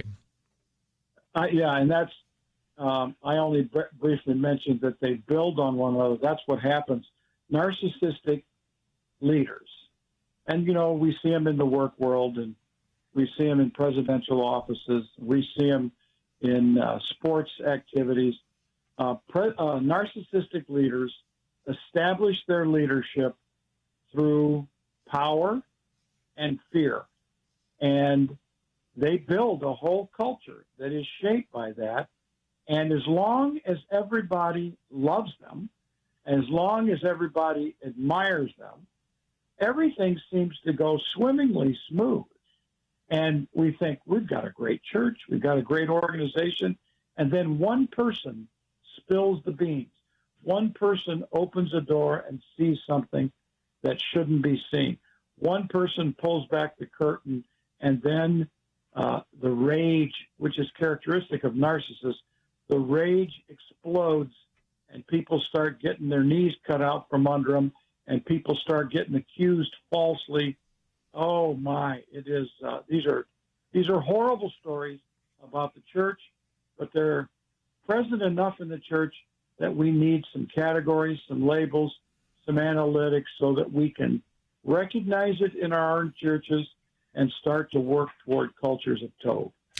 Let's, if we can, take a break. And we've been working our way through the first section, which is forming and deforming a church culture. But I thought just before we move on to, again, how to create a goodness culture, I might at least pick out one other thing after the break, and that is Matthew 18. Because in Matthew 18, of course, that's how you address some of these issues of inappropriate behavior. But it really wasn't until, Scott, I read your book that I could see how people misuse and misapply Matthew 18, actually use it as a tool against individuals trying to provide some accountability. So I think that's at least one element I want to put on the table. Then we're going to talk about, okay, can we create churches that nurture empathy and nurture grace and make a people-first culture and nurture truth and justice and service and Christ-likeness? I think we can. So we've certainly provided a diagnosis, and now we also want to talk about a prescription. But if you find yourself saying, okay, I need to get this book, it is coming out next week. It is Church Called Tov, and it is forming a goodness culture that resists abuse of power and promotes healing. Scot McKnight with us as we talk about this, that he has co-authored the book. It is published by Tyndale, and you should be looking for it in your local bookstore. We also, of course, have information so you can get it both in in hardback and in Kindle. But we need to take a break. We'll be back with more right after this.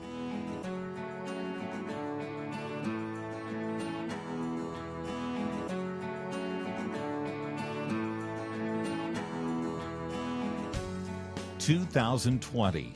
It's been a pretty eventful year. We've experienced international tensions over the coronavirus and lockdowns, economic uncertainties, cities overrun by protests, rioting, and looters, and coming soon, a presidential election. Question: where will you get real news, credible opinion, clear biblical thinking on the things that matter most?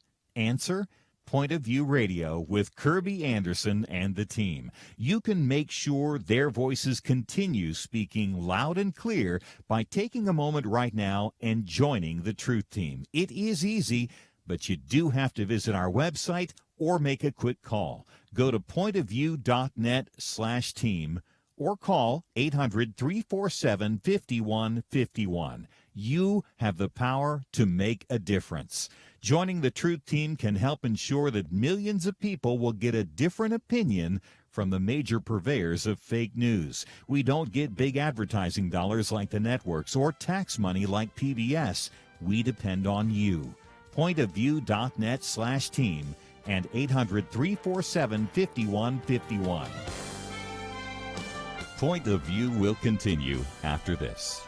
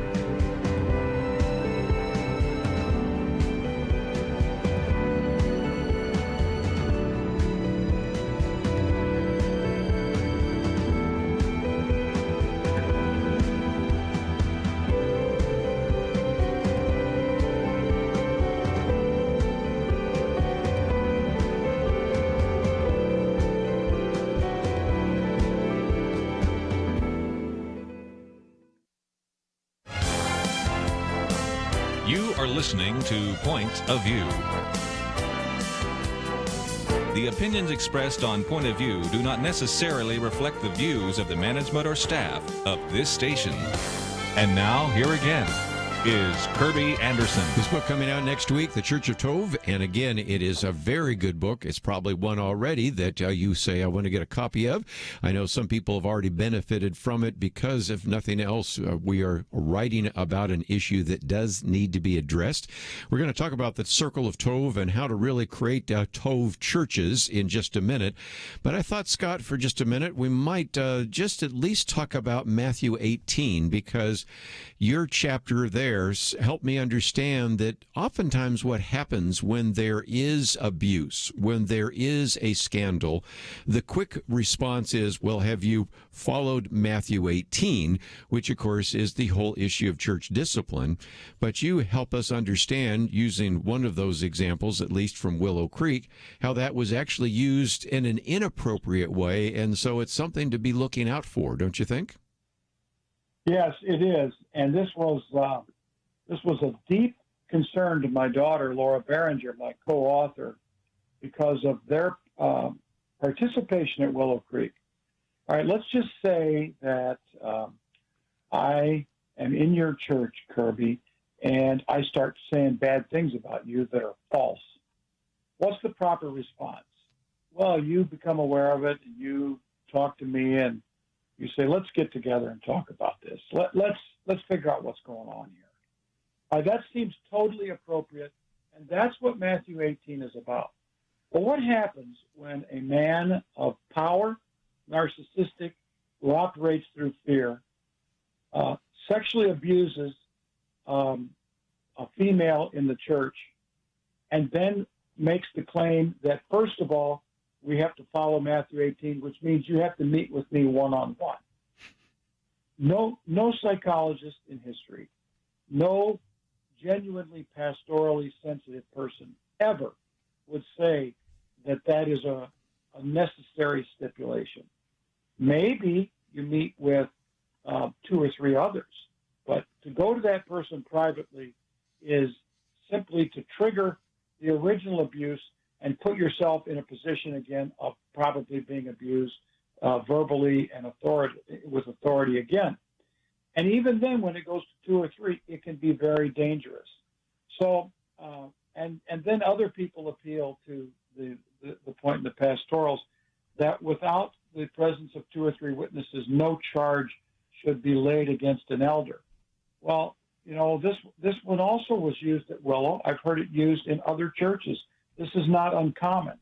It's a great protective advice, and it seems so biblical. But listen, how many males abuse females in the presence of another witness?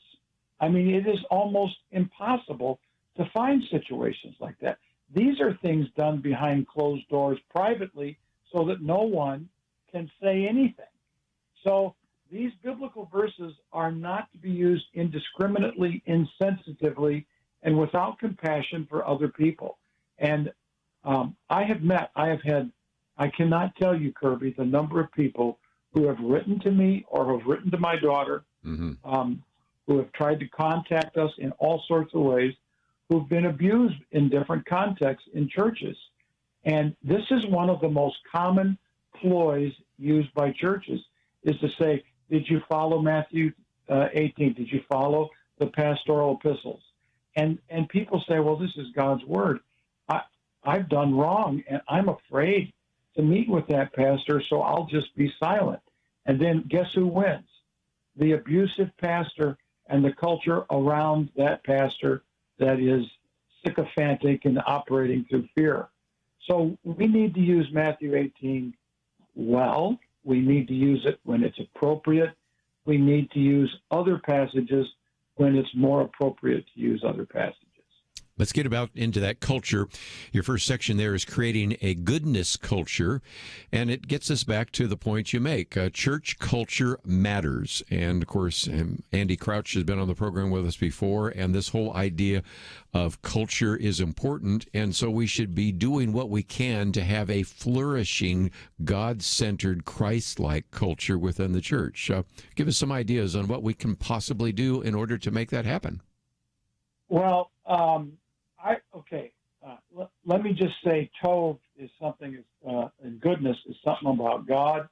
It's God's design for all creation, for everything is created, for each of us, that we are called to be Tov people, which means we do the good thing, we do the right thing, we do the loving thing, we do the compassionate thing, and it is ultimately God's approval. But I often tell my students, because I teach in a seminary, that the beginning of the word gospel is Tov. It is the good news is Tov news, is that the whole gospel is good news. We need to help work on forming cultures of people who live with one another in Tov relationships, who do Tov things so that Tov begins to flourish. And yes, Andy Crouch has written about this eloquently. I read all that he writes, well, his books that he's written. And I think that he helps us a lot. And I go back to David Brooks, that we should never underestimate the significance of the culture where we work or live, because it's going to make us into the person who fits into that culture. And we want that culture to be Tov. Now, I'm asked this all the time. We're asked, how can we help form a Tov culture? I believe that we have to look to ourselves before God to say, I want to become an agent of Tov in my world. And then I think we form ourselves in relationship with 2 or 3 or 4 or up to 12 people where we are committed to Tov. Now, not everybody's going to be using this Hebrew word. I understand that.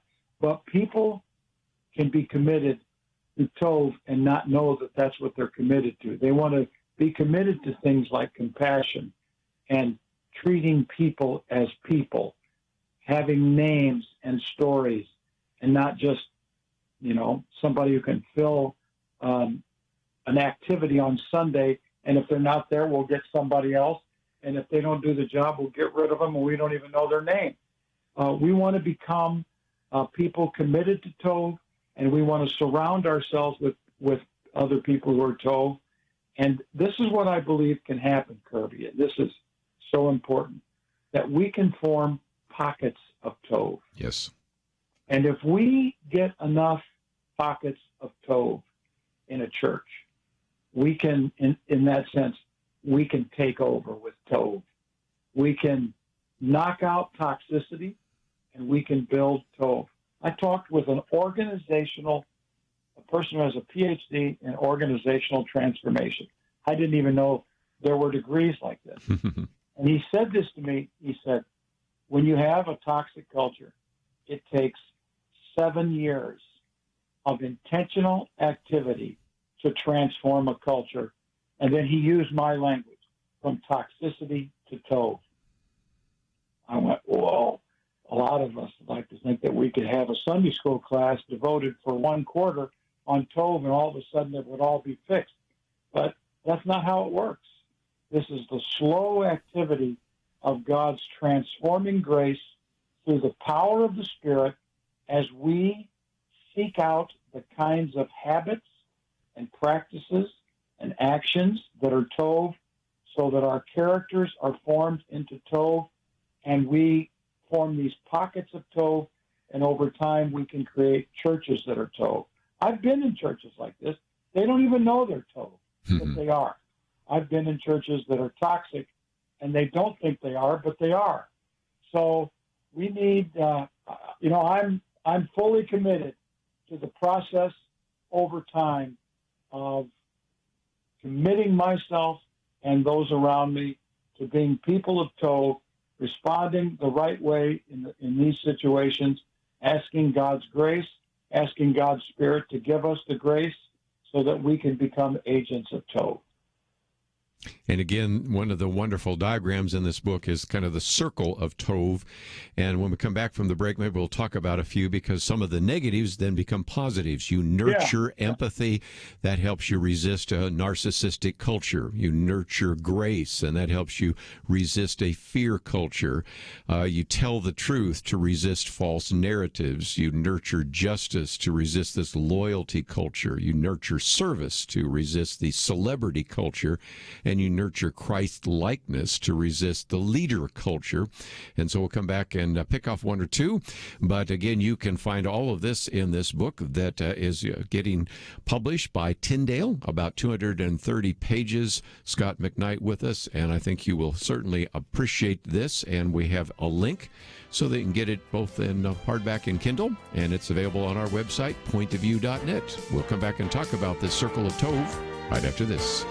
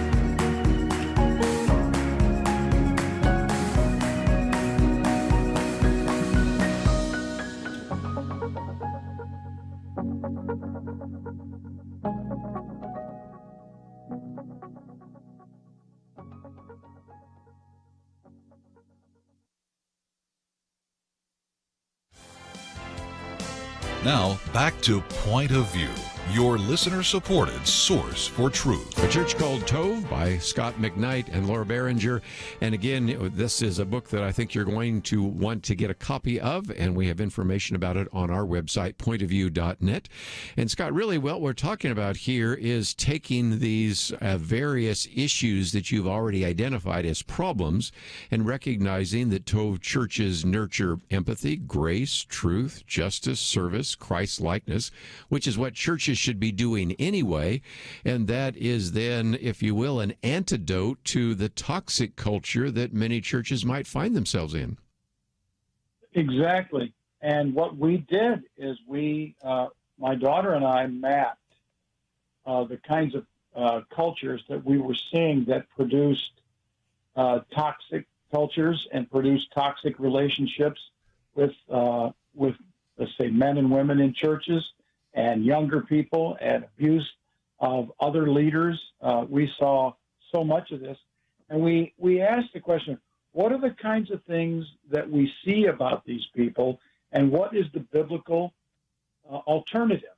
And so we saw that in toxic church cultures, it's a narcissist culture, it's a power through fear culture, it is what I call institution creep, where the institution becomes more important than people, where there are false narratives that are easy to tell, and Kerby, this one is really bothersome to me, and that is that churches who are following Jesus, who is the way, the truth, and the life, who is the truth, and we believe that God is the truth, the gospel is the truth, we become captive to false narratives to protect our own egos and our own narcissism.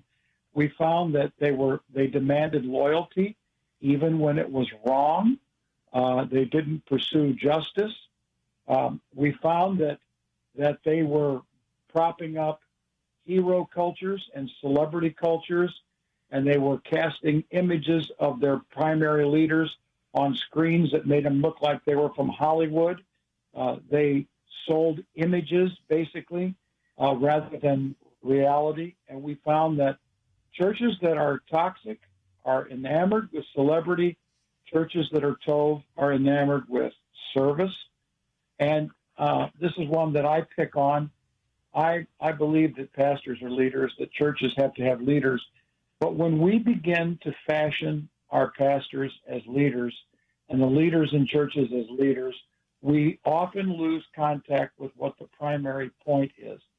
Pastors are to pastor people, and that means nurturing their spiritual formation. They're not leaders, they're pastors.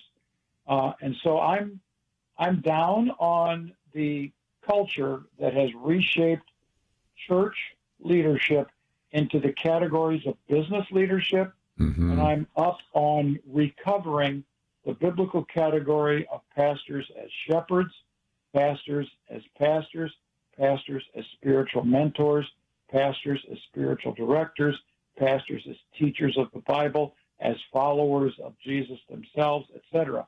And I think that this is what we discovered, is that toxic cultures were just enamored with things like narcissism and fear and power. And we saw that the biblical way, the way of Jesus, when you look at how he lived, even when you look at the Apostle Paul, who's not perfect, or Peter, who's not perfect, you see characteristics that are not present in narcissism and power cultures. There's empathy. There is grace. They see people and they say, how can God's grace transform this person? I know people who are scared to death when they're on the platform on Sunday that they will make a mistake because they could be humiliated in the church meeting on Monday or Tuesday. Yes. And I think to myself, isn't Jesus one who said to his disciples, what you did was wrong, now start following me again? Over and over, yes. The apostles made mistakes. Jesus doesn't disown them. He doesn't humiliate them. He says that was wrong. Now we need to get back on the path and work toward something else. And he showed them grace and forgiveness. And one of the big ones for me is that we have to become a people first culture. I believe that we need to know people's names and we need to know their stories.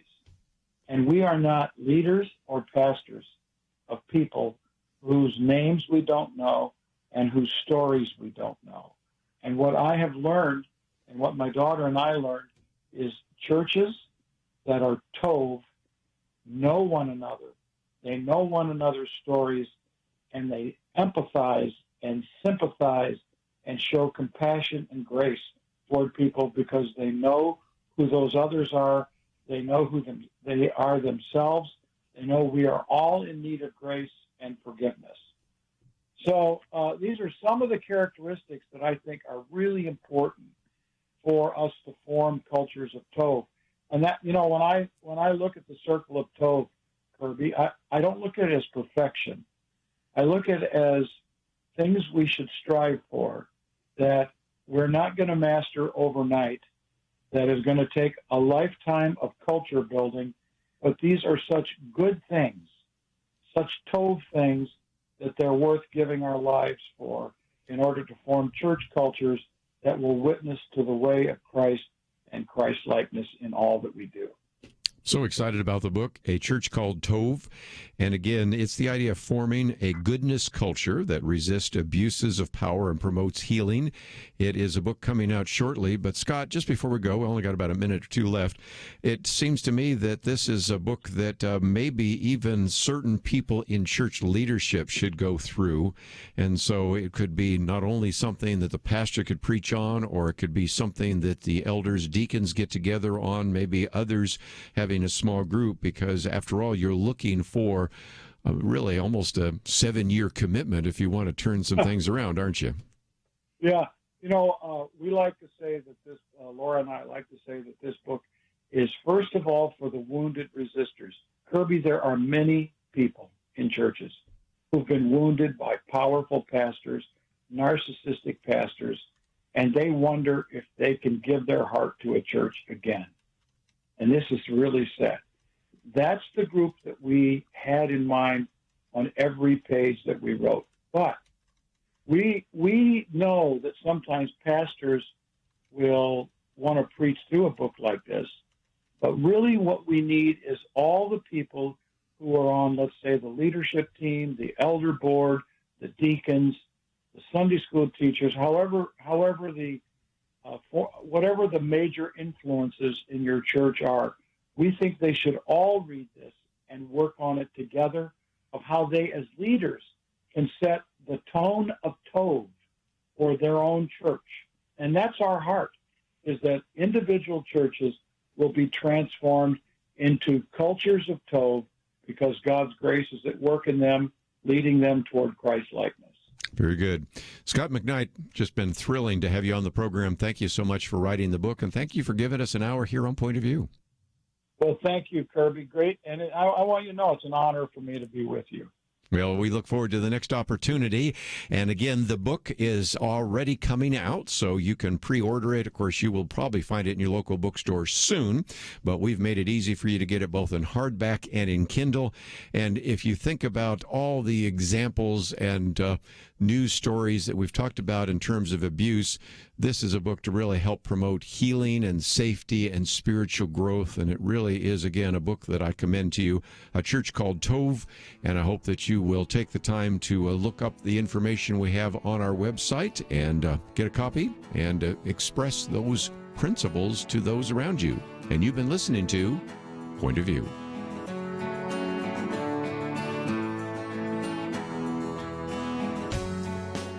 We live in a digital generation. Point of View is reaching this often overly plugged-in generation with truth. You can keep up with us 24 hours a day using your phone, your tablet, your laptop, or your desktop.